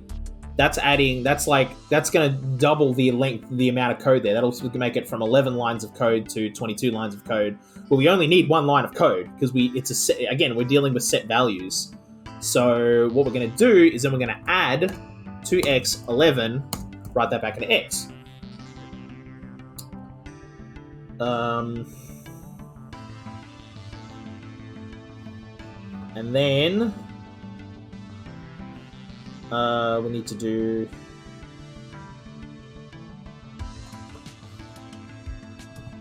and hopefully that keeps us on track for how many times we're having to go backwards. It might not, because I'm just thinking like, do I need to reset the X register at any point? And I don't think I do. I don't think I want to. Because remember, if we've got 2 numbers, we need it to dial 1 number and go through here. And then we need it to dial another number. Okay, hang on. So test EOF. If false... okay, hang on a minute. No. So... Oh, right. No, wait, hold on. No. If we are at the end of the file, then we want to do... No, if we're not at the end of the... Wait,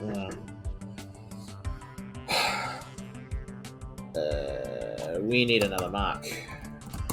Mark. We're going to call this next num. Because, okay, so otherwise... oh, God.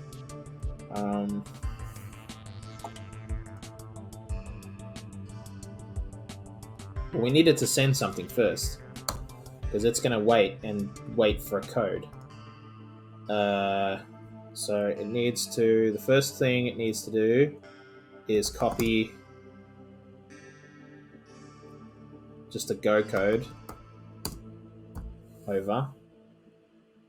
And then it'll do its thing. And then test to the end of the file. And if we are at the end of the file... No, if... no. Yeah, actually, no. If we are at the end of the file, we need to go somewhere. If true, jump to next num. Otherwise, we need to copy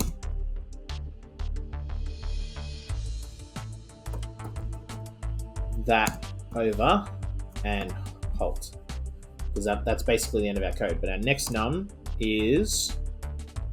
we need to copy... Well, actually, no, hang on. Hold on. No, what am I doing? What am I doing? We don't need that. Hang on a minute.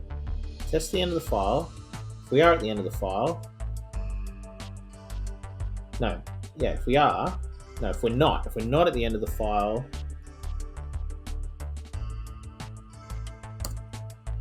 If false... If it's not at the end of the file, do we want to go back here? Yeah. Otherwise, it's gonna... Yeah, actually, yeah. So we don't need this at all. I'm overthinking that. Well, no, I'm not overthinking it. There was a break in my logic somewhere. Okay, yeah. So if there is, because then we just want it to say, hey, there's another number, and that's going to go... Otherwise, it's going to go through this. It'll do a copy step, and then it will jump back into num count. So jump to num count. Yeah. Because then we want it to do this, and we want to check if we've got our kill code. And if we do, then we do our dial. Yeah, that's what we want that to do. And that's what this will do. This will say, okay, sending you a number. Here's the number. Is there more numbers to do? No. Well, wait. Yes, there is. So we're going to send that again. Otherwise, no, there are no more numbers. So that's the end of me. So we don't technically need halt. We could save an instruction. Just do that. But I have absolutely no idea if that's going to work. Because...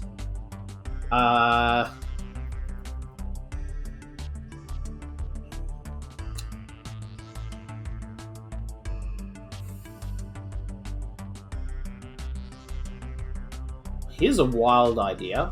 Because we've got the headroom. What if we have this? I was thinking like it runs through this, but then I don't know if it'll connect. Well, it should connect to every one, but if it doesn't, it might blow itself up or something. But that's okay, because maybe we should have it blow itself up by design. Oh, but then how do we tell it? Because what I was thinking was we could create a second exa that would literally just read through all the numbers on this list and just dial them one at a time. But I don't know. Let's run. You know what? Let's YOLO it. Let's run this and see what happens. Oh, and it broke. Immediately broke. Just immediately broke. So never mind. And it broke not where I thought it was going to break. Okay, hang on a minute. So I want to run through this now step by step. Wait, where did it break? It broke at copy at some point. Okay. Oh, what am I doing? No, I want to step through the code. So, actually, I'm going to break this out. Just because I can do stuff. Okay, so we do this, we dial our first number, which is, like, we can't see it because we've got so much darn code on the screen.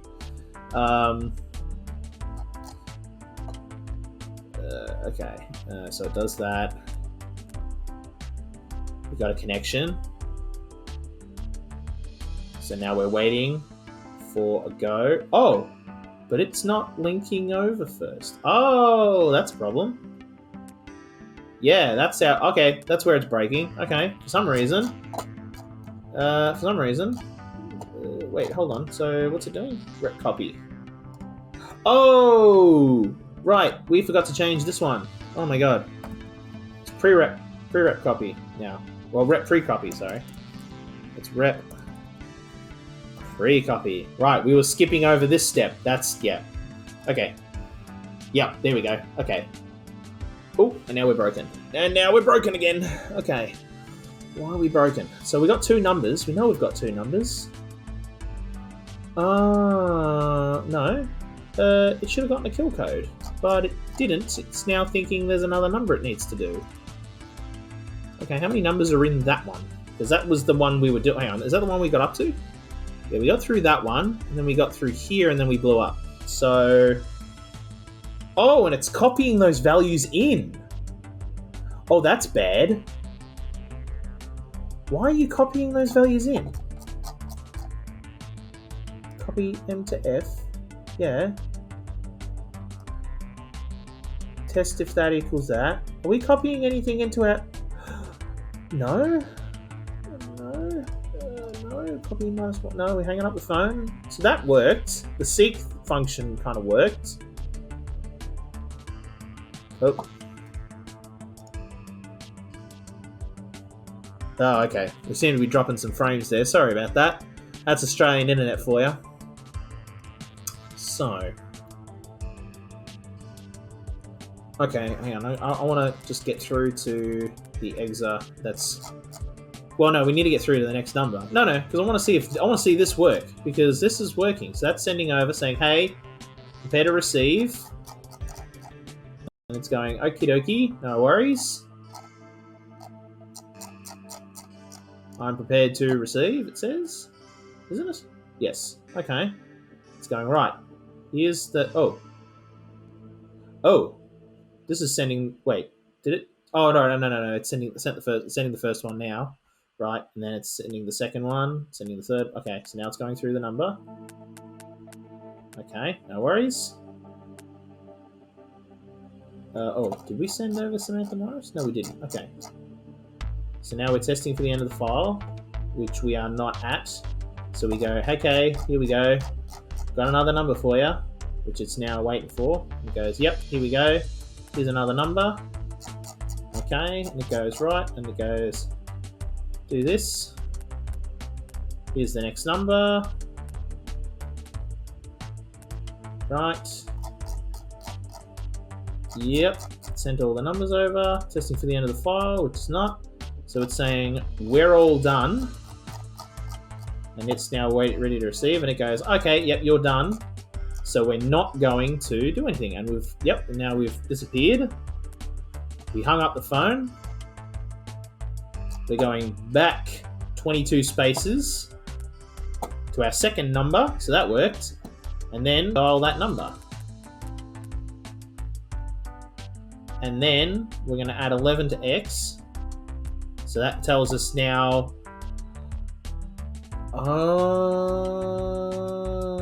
because that's going to make us seek back.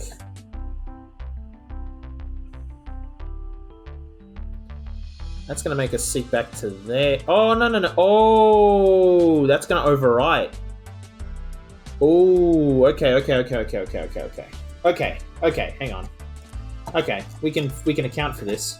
Okay, so once we've done that, we're going to seek to the end of the file, just to make sure we're not overwriting any numbers. That's probably what was breaking it. Okay. Maybe? I don't know. Yeah. So... Okay. Let's see if that works this time. Nope. It's still breaking on the second one. Okay. Alright. So, let's go through. Dial. And it's waiting. There's a copy. Does it that. And we know we've got a second number. So we run through this. We go okay. And then we get our We're going to go to that, hang up the phone. We're going to go back that many places in our file, and then we're going to do this. We're going to add 11, so we know we only have to go back 11 spaces, and we're going to go back 999. So that gives us all the way to the end of the file, so now we're ready to write more files. That's good. Okay, so then we... Oh, wait, no, we jump... Yeah, okay, yeah. So then we create another exap, and we go to copy. And now... Oh, yeah. Shouldn't jump to copy. We need to jump to num count. That's what was breaking. Okay, that's why it broke at the second number. Now it should work. This is why we stepped through the code. Yep, there it goes. Oh, nope, oop, it broke again. Oh dear, why did it break? Okay, so now it's breaking on the third. At least we're getting past the second one now. We're making progress. We are making progress. This is good. Okay. All right. I want to get to the first war dial, or the second number. So we get to the second number, and then it enters in the number. We connected. Okay. We do that. We go to the end of the file. We create our thing. So now, because now we're ready to go, we go do num count, and we say, okay, now we're ready for you to tell us what to do. Oh, wait a minute. Did I? No, that's pre-copy. Yeah. So exa1 is now, it did that, and it's going and grab that file, and it's now going to say, okay, here we go, sending you information. And it's like, okay, all good. So send us the information, and it's now writing out the number, which is really, really sweet. Does that. Goes, cool. Okay, is that the end of the file? And the file that it's holding, that is the end of the file. So it's sending a kill code to say that's the end of that file, and it goes, great, jump to war dial. Okay, so now we need to go back 2 spaces to here, which is where we want to be. Seek X, yep, that's exactly where we want to be. Copy that number in.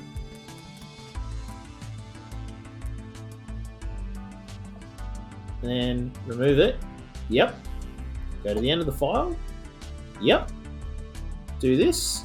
And then go to the num counter and wait for... Why is this... Oh!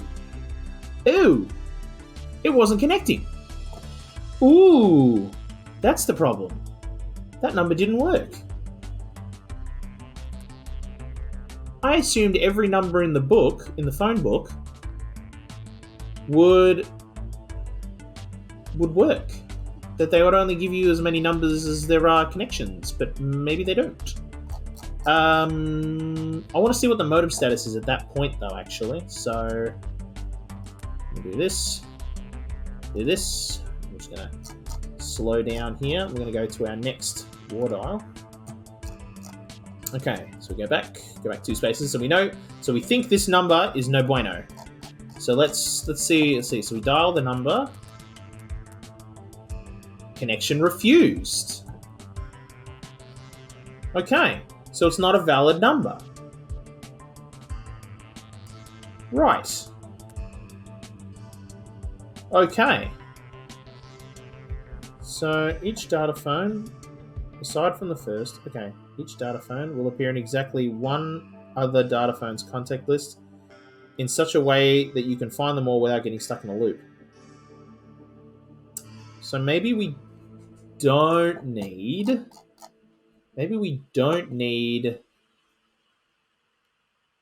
to copy every number. Maybe we only need to copy the first number.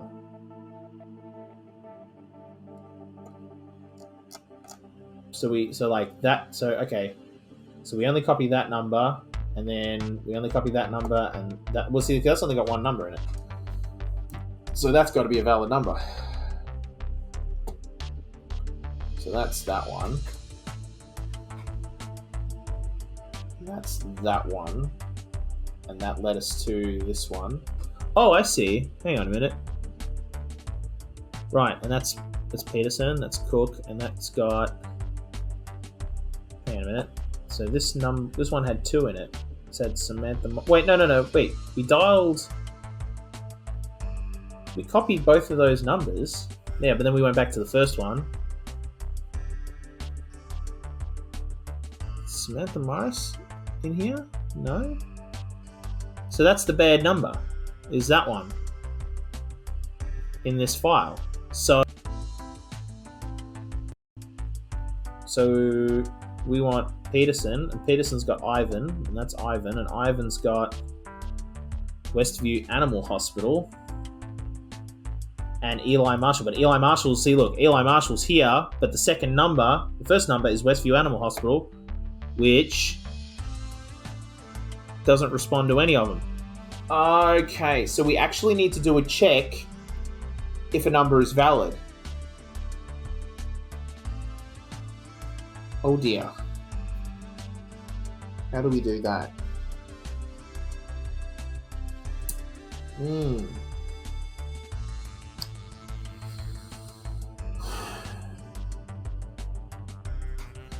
So we do need every number, but we then need to check to see if a number is valid or not. Hang on a minute. Maybe there's a way to do that in the mode. Hang on a minute. There's got to be a way to do that. Okay. So to you should be able to traverse the 800 links connection on remote host. Connect to a remote network to break the connection. Yeah, I know. Okay.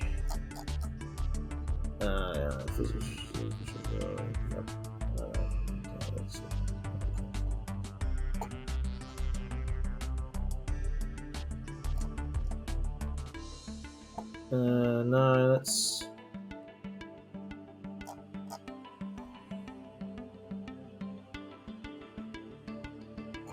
Okay. No. I thought there might be a way to check if it's valid, but there isn't. So how do we check if a number is valid? Well, hang on a minute, because... Yeah, that first number was valid, but that second number wasn't. So we do need to try every number.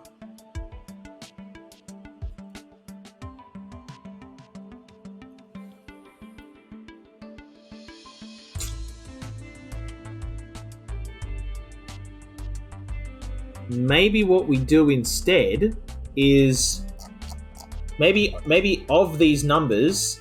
Yeah, look at this one. Actually, yeah, I think I'm right. So look at True Life Counseling. That's looking like these are all names. So you got first name, so like the first letter of the first name, and then part of a last name, and then a series of random numbers to make it look techie. So that tells me that like the named ones are valid numbers. But that's got a name on it. Samantha Morris. Anyway, the point is on this one that has 3 numbers on it. True Life Counseling is not on here. Proactive Tax Agent isn't on here. So what we need to do is get all the phone contacts, dial every number, and see if we get a valid number. But if the valid number's in the middle, that's bad. And I don't know if we hang up the phone, if we can send a signal back and say, actually, we're here, because once we break that connection, where does the signal go? How does the signal get from point A to B? Because it's not the last number in a list either, because in this one, Tom Murphy is right there. That's the active number. But if I dialed every number, I'd dial this one, and that would hang up the valid number, and that's an invalid number before we did a test.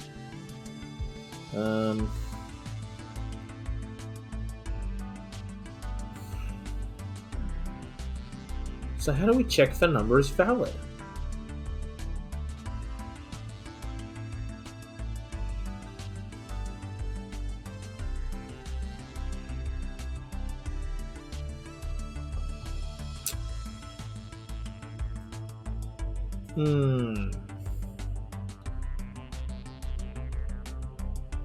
Because the problem is we can't just like do a link, like just do a link 800, because if it turns in, if it says nope, can't link anywhere, it'll just blow itself up. We can't just tell it no, that's not it, move on to the next number.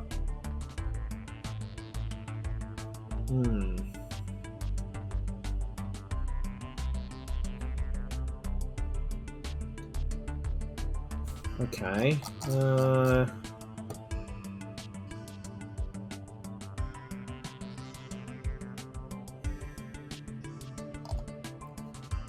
way I can like Oh no, that just minimizes it. No, I don't want to do that. Okay. I don't particularly want to get rid of this code because I think this is pretty good, but I do want to like copy it. Oh, wait a minute. What am I doing? You can just do this. You can just copy the whole thing over. Here we go. I do want to open another solution though, just to mess with it while keeping the original code untouched, because what we need to change is not this one. The first one is a valid number. We always know the first number is valid, which is this one. Then we want to do that. We want to do that. We do want to go into that step. We want that step to happen.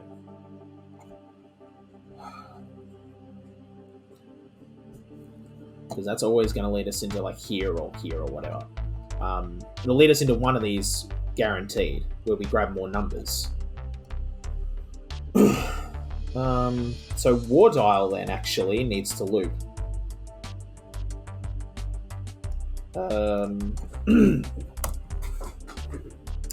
So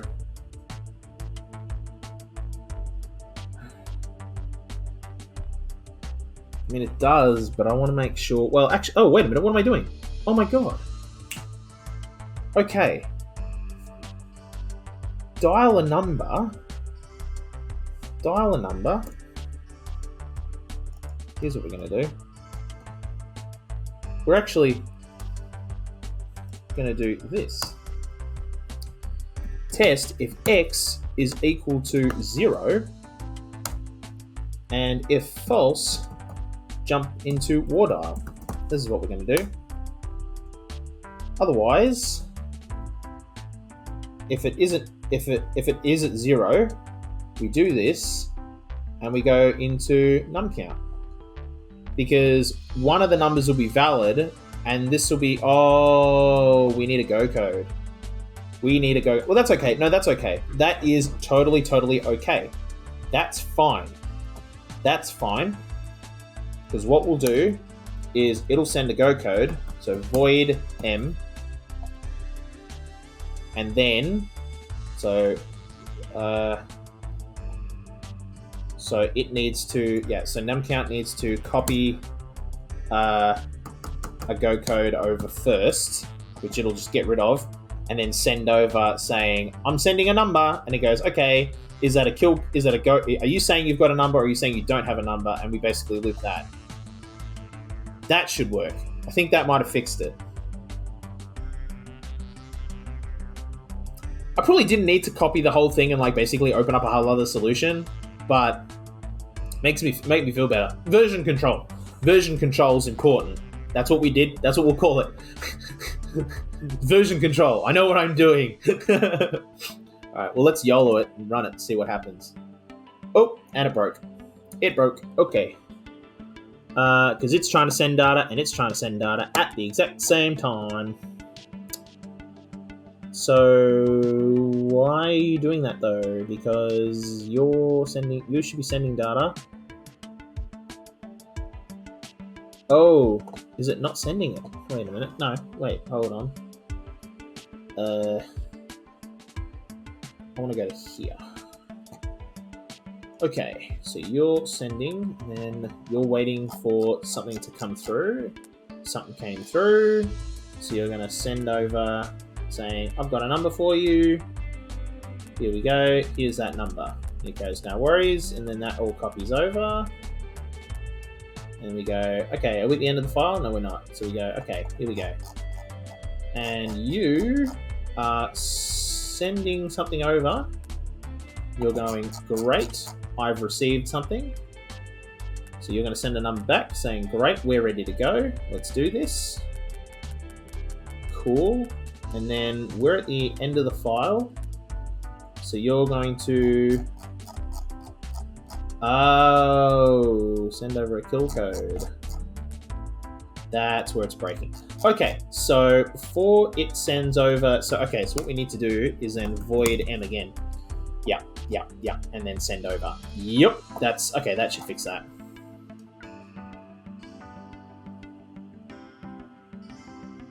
Oh, we broke. We broke again. Okay. How many numbers did I get through that time? 1, 2, 3, and then we broke. Okay. Okay. So we got through the first one. Okay, so we did that. Okay, so that's moving through, adding 11. Does the replication step. And tests if x is equal to 0, and it goes no. Okay, so then we're going to do another war dial. Ooh, that's bad. So then it dials another number. Oh! Did it just dial the same number again?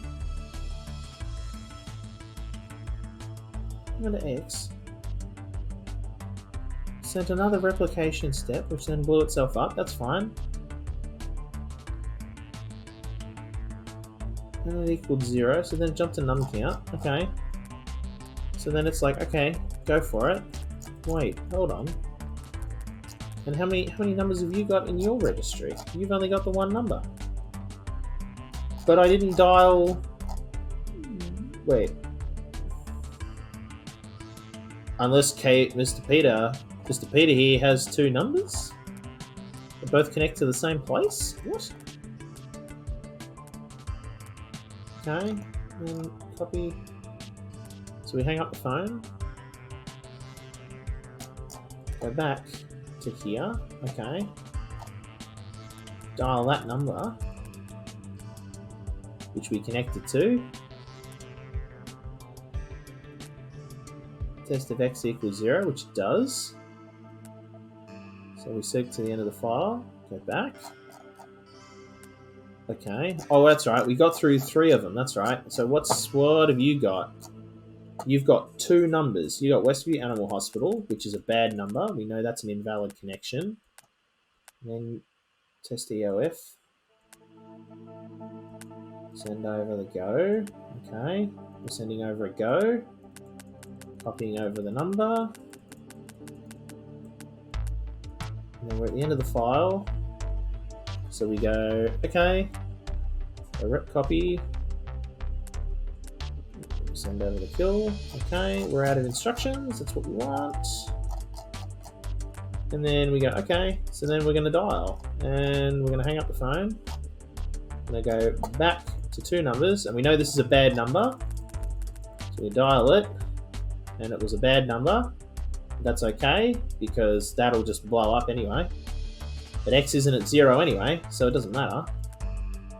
So we're going to... Oh! Oh! That's why it dialed the number twice. Oh! Okay, so the reason why I dialed the same number twice is because basically we go the first time it iterates through this, it goes back 2 numbers. But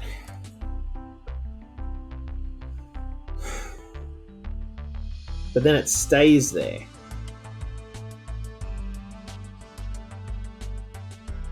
And our counter basically doesn't work.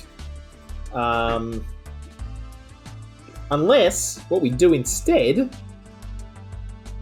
is keep our seek step, and instead of testing if x equals 0, we just test for the end of the file.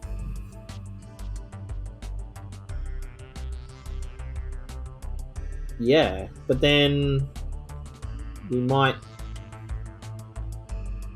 lose a connection.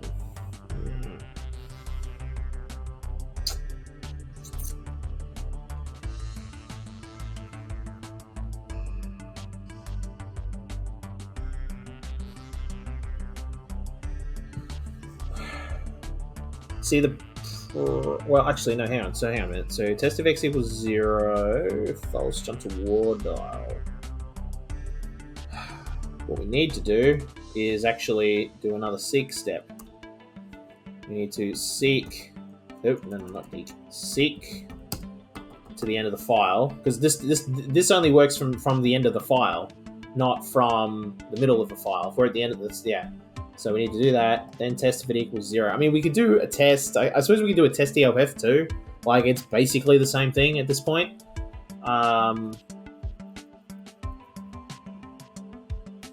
Maybe we do that.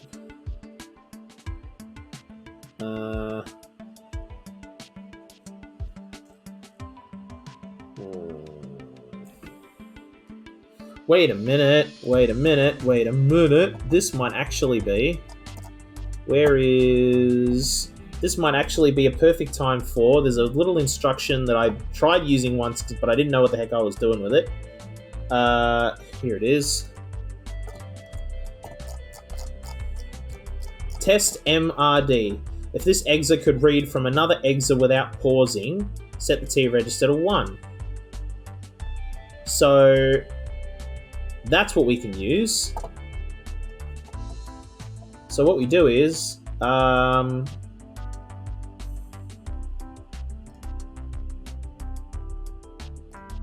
to the end of the file. Hang on a minute. Okay, all right. So instead of so test MRD, if I'm correct, basically checks if it's getting something from somewhere. But that means that this would need to send... Well, actually, we can have it send here. So it can... Well, actually, what we'll do is we'll have it link 800, and then copy... Wait, does it need to copy anything? It's just reading another exa, right? It could read from another exa without pausing. So, does it need to send any information? It might. We might need to add a copy... superfluous data to here,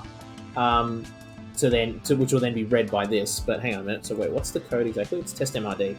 Test MRD. And if true, if we can read from another exa without pausing, we are going to jump to num count. And then we don't need this.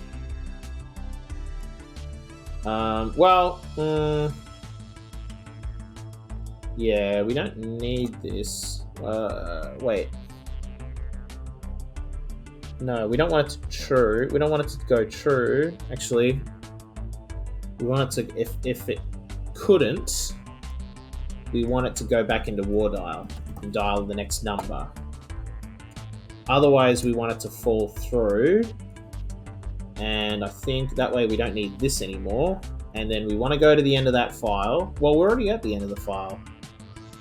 I guess we don't need to kind of do it again. Well,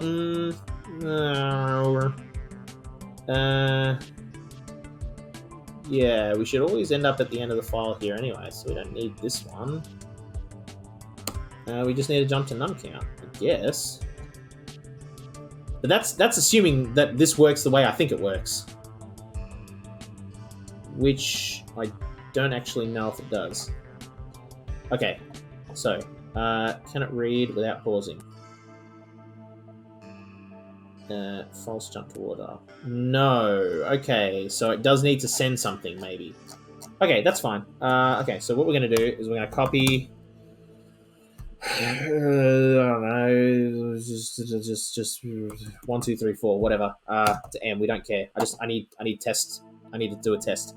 So, oh, wait a minute, but the problem is that this first time, it's going to, well, whatever.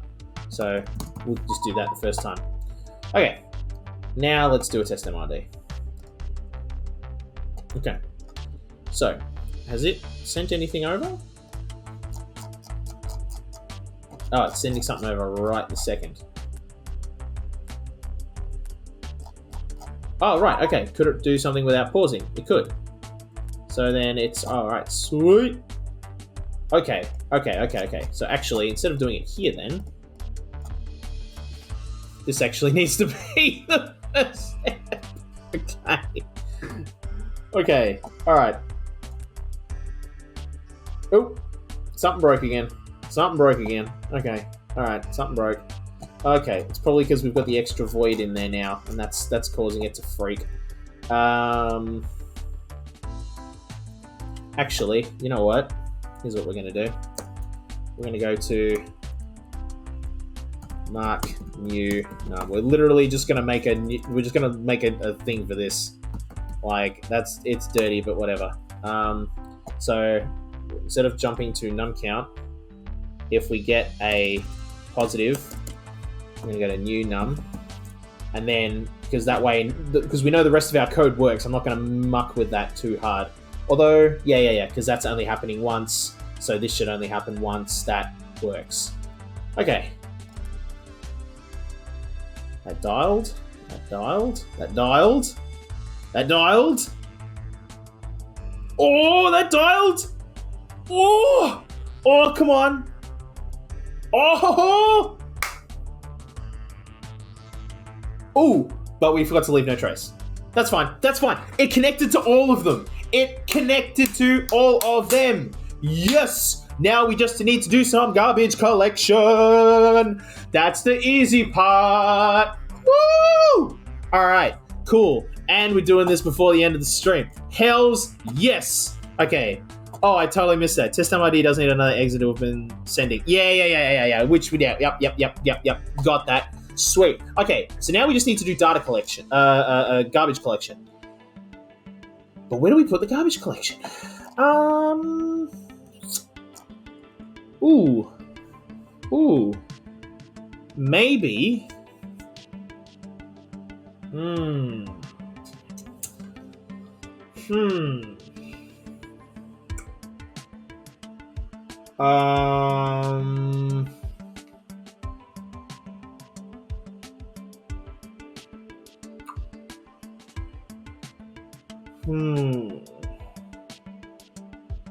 Where do we put the garbage collection? Like, I know what to write. You just wipe. We just need a wipe step. But, like, where do we put it? Where do we put it?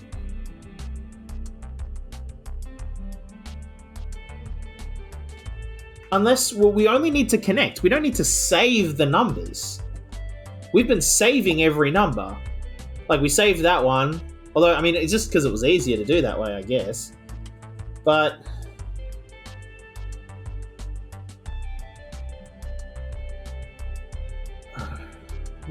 hang on, I just want to run through this again. So it runs, connects to everyone. Yep, that worked. So, I mean, at least the core functionality is there. Now it's just, yeah, so that connected, and then that connected. Okay, so that's going to connect through. How many numbers are in that one? Okay, so it has a number. All right, so it does actually have a number. Right. Okay. But that number will connect to nothing, in theory.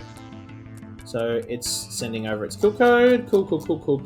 And then it jumps over to war dial, hangs up the phone, dials... Oh, it's dialing both numbers. Okay. So you do that, and then you go back, and then you do it again. See... I think we actually do need to test if it's at 0. Well, yeah, but no. I don't want to do that. And then, yeah, see, and then we're going to seek to the end anyway. And then if we can't, we jump back into war dial. Oh, that's bad. That's bad.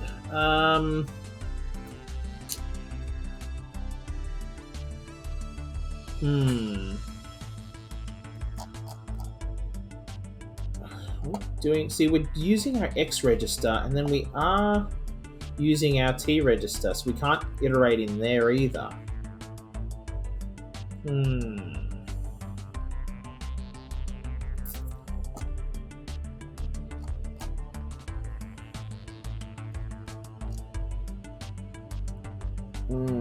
That's okay.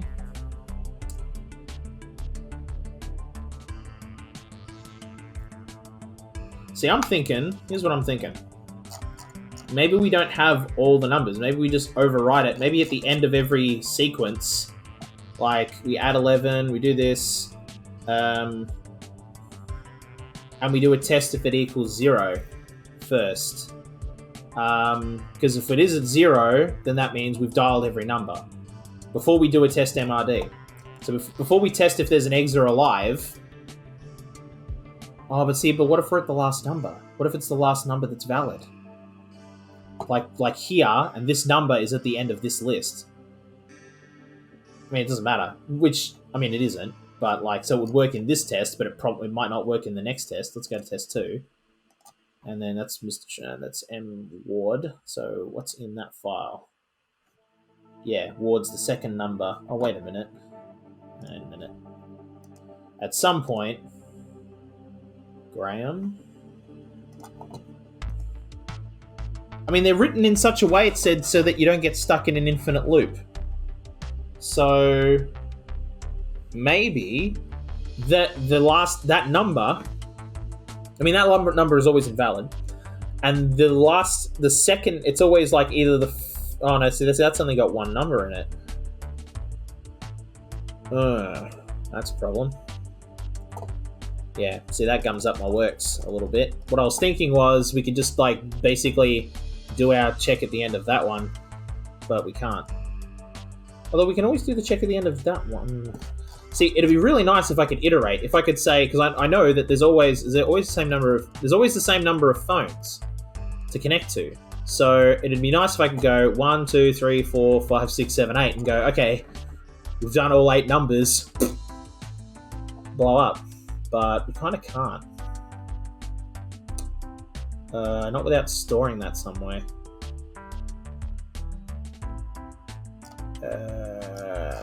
We can't store it in here because you don't just have 8 numbers. We've got more. I was going to say we could store it in here and then we know kind of where it is, but we don't. So that's no good. Or we can store it at the beginning of the file, actually. We could store it at the very beginning of the file.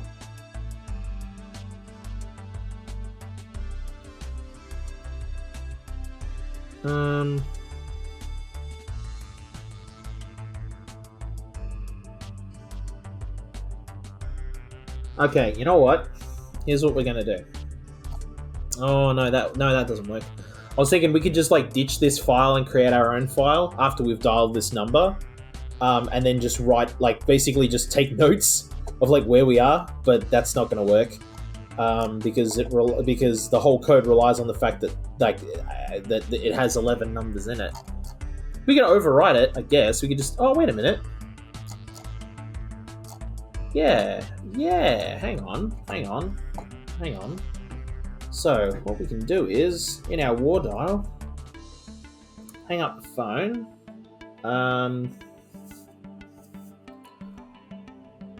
seek, because we always want to hang up the phone, no matter what. So seek all the way back to the beginning. Wait, actually, you know what? No, hold on.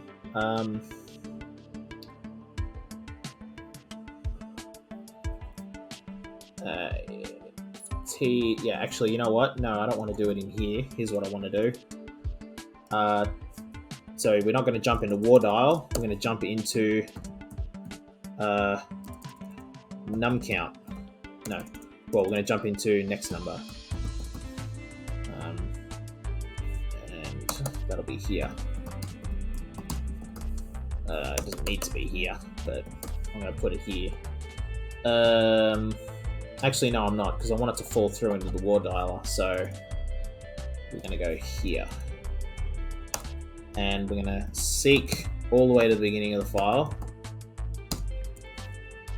which is the file we're holding. And we're going to add... no. Well, actually, here's what we're going to do. So once we've dialed, seek back to the beginning, copy 0 to F, do our rep step, fall in, do this, add 2F, the value of 1, write that into F,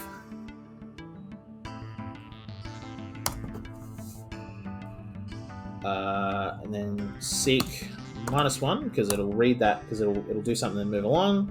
Then we need to test if F is equal to 8. And if false, if it isn't equal to 8, it'll... No, if true... do I want it to be a false or a true? No, if false, yeah, jump to war dial. I was going to have it just fall straight through, but whatever, we'll just have it do that with a halt. So theoretically, we only ever change this number without changing like the range of numbers, so it won't interfere, because we just play with this number after we've already dialed that number. So we've already dialed the number, then we set it up to be our counter. So, and then we do our rep step and everything goes as normal. At least in theory. Oh, it broke. Something broke. Probably because I'm not, because I'm jumping into... Yeah, no, that's fine. Otherwise jump to new num. Okay. So...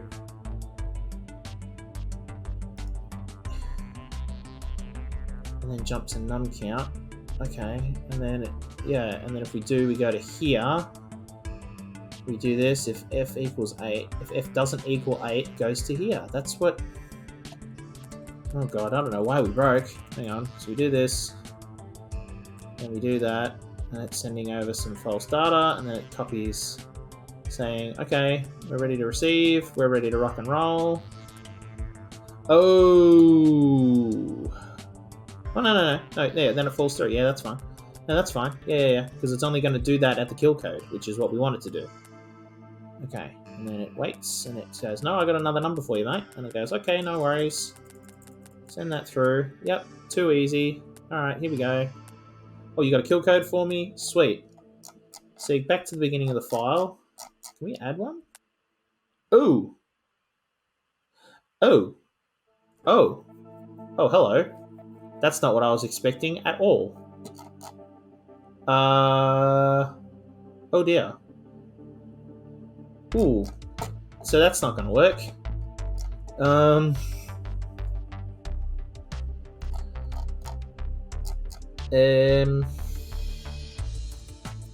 no, that should work. Wait, no, seek -1. Check if that equals an 8. If it doesn't, jump into war dial. Oh, okay. Okay, so our war dialer... Ooh, okay. That's going to cause a problem, because now it's in the wrong position for seeking. Yeah. Okay, well, hang on a minute. So, what we can do then, actually, is to fix that. To fix that, what we're going to do is, because we've got this happening here, instead of having it happen, instead of having it happen there, we can just move that up to here.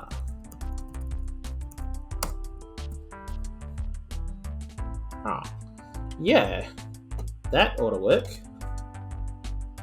Hangs up the phone. Oh, nope, it broke again. So it ran through, sent all them, now it's dialing a number. The connection was refused. Does that. And then it... Oh, yeah, okay. Hang up the phone. Go to the end. Seek back to here. Yeah, dial that number. Connection refused. What? 2 bad numbers? Wait, hold on. Why is that number bad? Oh god. Something broke. Something broke. Oh, is it because we're adding... Oh, it's adding data. It's not overriding it, it's adding it. Oh god.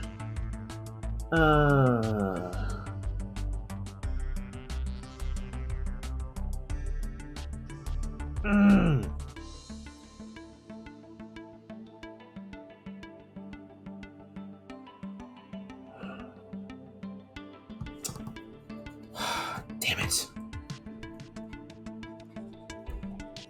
Didn't think that would be a I didn't think that would be a problem. Hang on a minute. Let's go through, so that dialed, and then it's Wait, hold on. Why is it? Oh, it's... It dialed, tested. Oh! Dumpston. Wait, hold on. Oh, it's overriding that number for some reason. Hang on. So, hang on. So it's going through this. Dials the number. Seeks to the end of the file. Copies a 0 into there. Okay. There's our rep step, which we don't actually need that step actually at all, but whatever. Void in, yep. And then it sends over saying, okay, I'm ready to go. He goes, cool.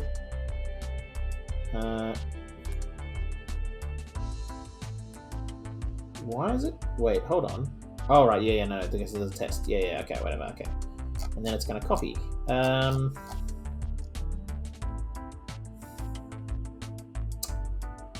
Right. Which will overwrite the file, which is bad. Okay, so that now I understand why that's so bad.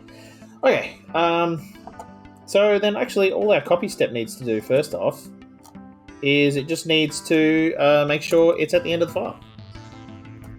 Seek the end of the file. That ought to now work. Oh, nope, something blew up. We got through a whole number sequence though then. Oi. Oh man, I thought we could get the... hang on, we got through a whole number sequence. So we got through a whole one. And then... it broke... Where are we in the number sequence? We're here, okay. F jump to water. That. Oh, and it closed the connection. Oh! Oh, our timings are out. Wait. So, why is it closing the connection? Oh my god, okay. For some reason, our timings are off. In our put dialer. Do that, do that, do that, do that. You know what? Let's do this. Let's give it a bit more time. Let's go to here. Because this is where it's breaking.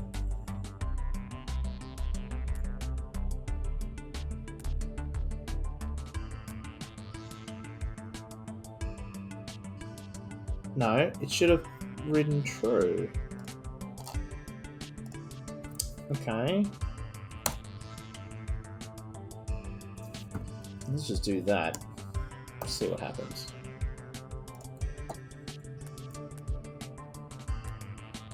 And now it's getting something. Got some new num.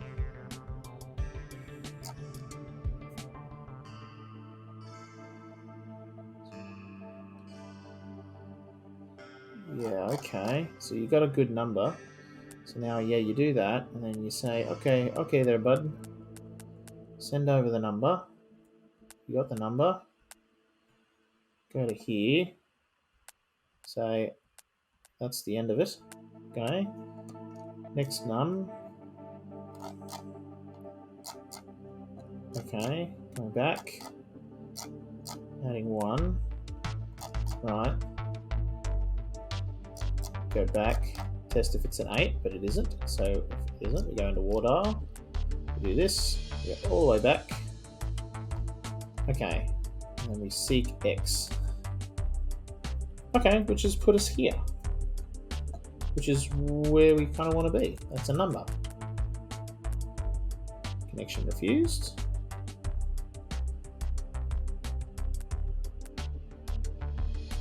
Okay. Yep. We hang up the phone. Go to the end of the file. Seek back. It might have been just as simple as like it just needed to wait a step. But wait a minute. No, hang on. That do nothing, and then it's jumping into. Oh right, no, because it was able to do it without pausing. Right. Which then goes to new number. Okay, hold on. So now that's worked. I think that was it. I think it was just we weren't giving the exa enough time to make a connection. Okay, I think that's it. I think that was our garbage collection now done. Oh, right. Yeah, but we didn't actually do anything with our garbage collection. Okay, where is it? Okay, so false. Okay, so what we need to do is actually add a wipe step there. Okay. Okay, I think that's it. I think we've got it now. So I think the problem was, yeah, we weren't giving enough time for the exit to like make the connection and send data back. I think is part of our problem. But I think that's what solved it. Oh, but it didn't wipe the file. Well, what the hell? Okay, hang on. So I actually want to skip through then to the last one. Just on your way, on your way, on your way. Okay, connect, and then get to the last one. Copies over the number. It goes okay. Okay. We say, are we done? Yes, we're done. Okay. Go to next number. We go to the end. Oh. Right. Yeah, okay. We're never doing any maths on. Yeah, that's our problem.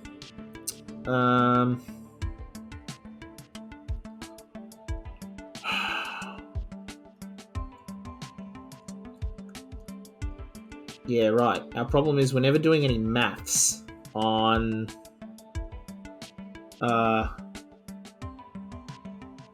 in our file. We're just like adding a number here every time. Add to F.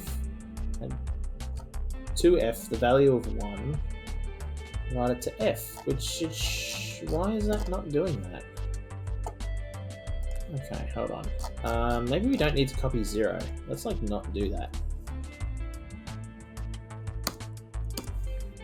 We'll start at the beginning of the file though. Let's we'll just make sure. No, wait. Yeah. Well, no, then we don't need this step either actually. We might need a copy 0 to F actually. Alright, let's see what happens now. We just dial that, do that. Yep, because we know that's always going to turn valid. And then we start sending our number over. Okay, so, well, everything should work as normal. But oh wait, that's right. I wanted to see what this did. So it added... Oh, I have no idea what the heck it did. Okay, hang on. Let's go to here. So we go back to the beginning of the file. Add 1. It's putting it there. Okay. That's a problem. Because that's, yeah, so it goes from 0 and it goes 0 to 1.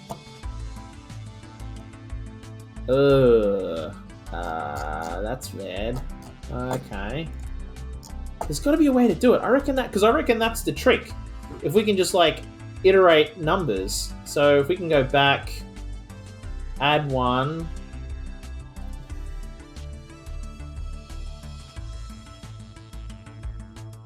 Add to F1, write it into F. Maybe it's different. Hang on. No, I think that's it. I think I got that right.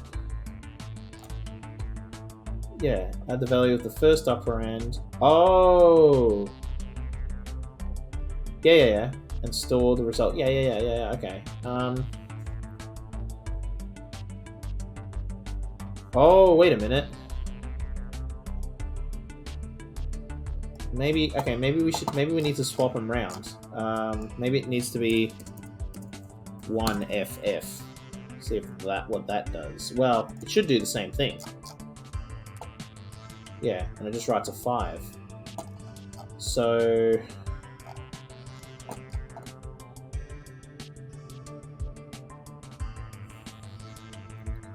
actually, oh my god, no! What am I doing? No, hold on. Let's just keep that from getting confusing. I think we're actually on the right track here. Value of 1 to F. But what we're actually going to do is we're going to seek we're always going to do it one number higher. So we're always going to go to the next number. So that should, hang on.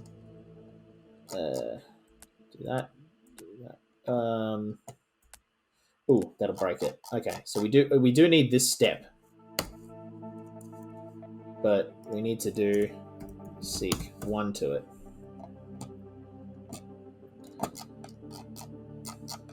So that this number is zeroing out. I think at the beginning. Ooh, this might be bad actually.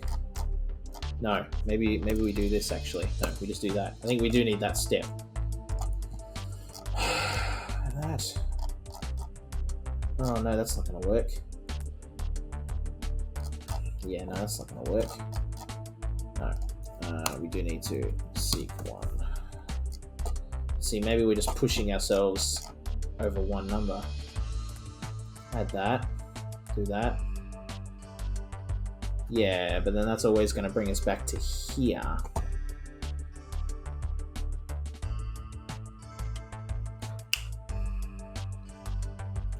It's not addition we need.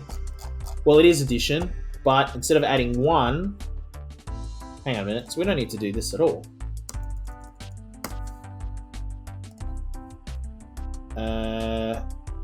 I'm going to add F, and instead of starting at 0, we're going to start at 1. So it'll go 2 plus 2 is 4, 4 and 4 is 8, 8 and 8 is 16, 32, 64, 128. Wait, 64, what's 64 plus 64? I'm pretty sure that's 128. 64 by 2 is 128. Multiplied by 2 is 256. So,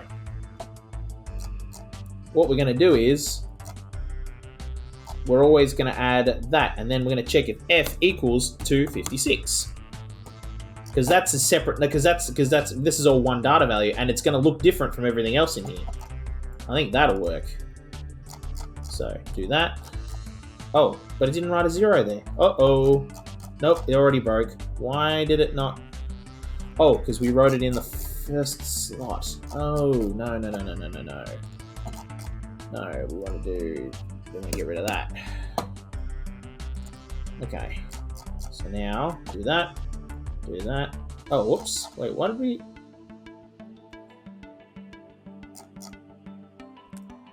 Oh... That's not adding... That's not doing any... Oh, God, it's not doing any maths to it. Crap. Ah, that's a problem. This isn't doing any maths.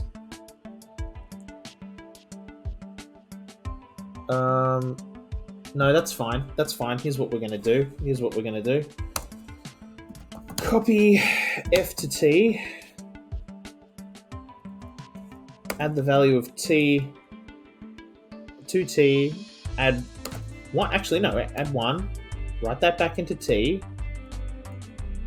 Seek -1. Copy T to F. Copy it back into its file. Test if T is equal to 8. And we're just going to start with at 0.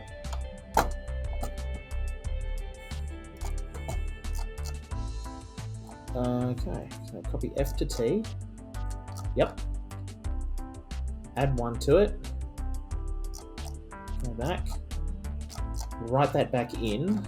Oh, okay. So hold on. Before we do our test, we've copied it. Well, actually, yeah. No, hang on. Test if. Oh yeah, no. We don't need to seek because we're testing if T equals 8. Yeah. So, hang on a minute. Do this. Test if T equals 8, which it doesn't, so we'll jump to water. And then this should theoretically iterate. Yes, it is! There we go. Okay, that was the trick. I need to remove it, manipulate it, put it back. I can't manipulate it while it's in there. Okay. So if I'm correct, then yes. Oh yeah, that's done it. That was the trick. That was what we need. Okay, you can't. Okay, so even if there's an integer in a file, you can't perform mathematical operands in the file. You have to take it out of the file, play with it, put it back. Okay, but it means we've got a counter without taking up any extra registers. Oh, yes. All right. Okay, that's done it. Brilliant. Okay. Okie dokie. What do we... 92... Bloody hell, we cut it fine there. Oh, geez, Lou, we were cutting it close. All right. Nothing broke while I was, like, excited. No. I'm going to let it run through once more. I don't know why we're doing a wipe. We could just do a link -1. Yeah, but that increases our activity score. Screw that. This is easy. Yeah. Activity 8. Okay. Yeah. No. We could add. It would add 1 to activity. It's like, yeah, no, we don't want to do that. So oh nope. Iterate.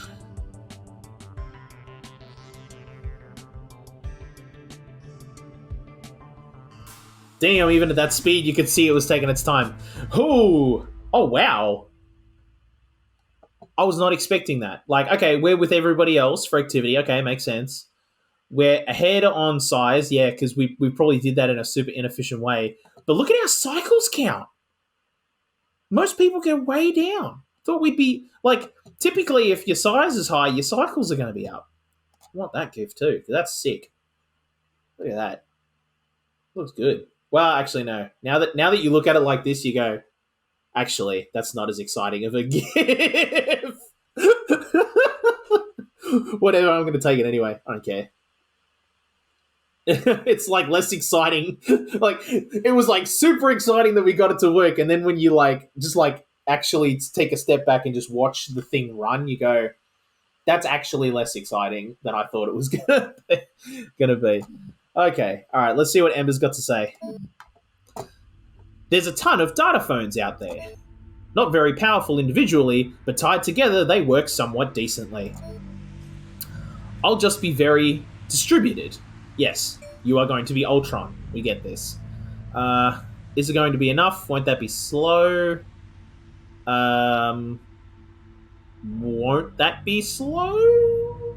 I mean, she is kind of scaring me. That was a very Ultron thing to say, but like, let's try and like pretend we're not going brown trousers right now.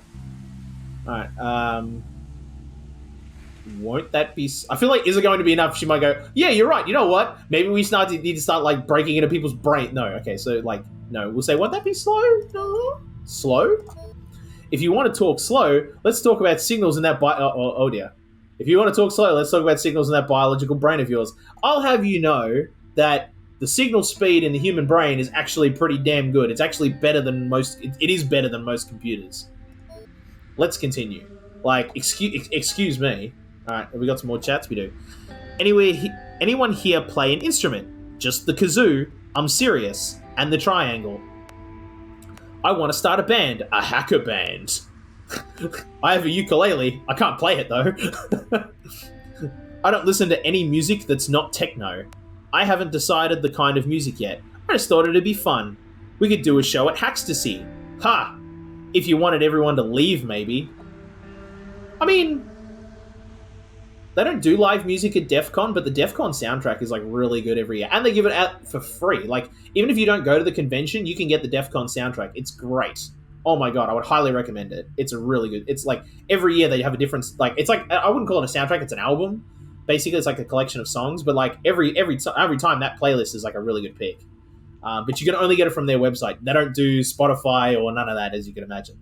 All right, and then what do we have next? Oh, and then we have our neighbor. All right, well, we'll start with our neighbor next stream. Yeah, speak with your neighbor again and learn something troubling. Ooh, dear, she's in trouble again, and it's probably our fault. But we will leave that for next time.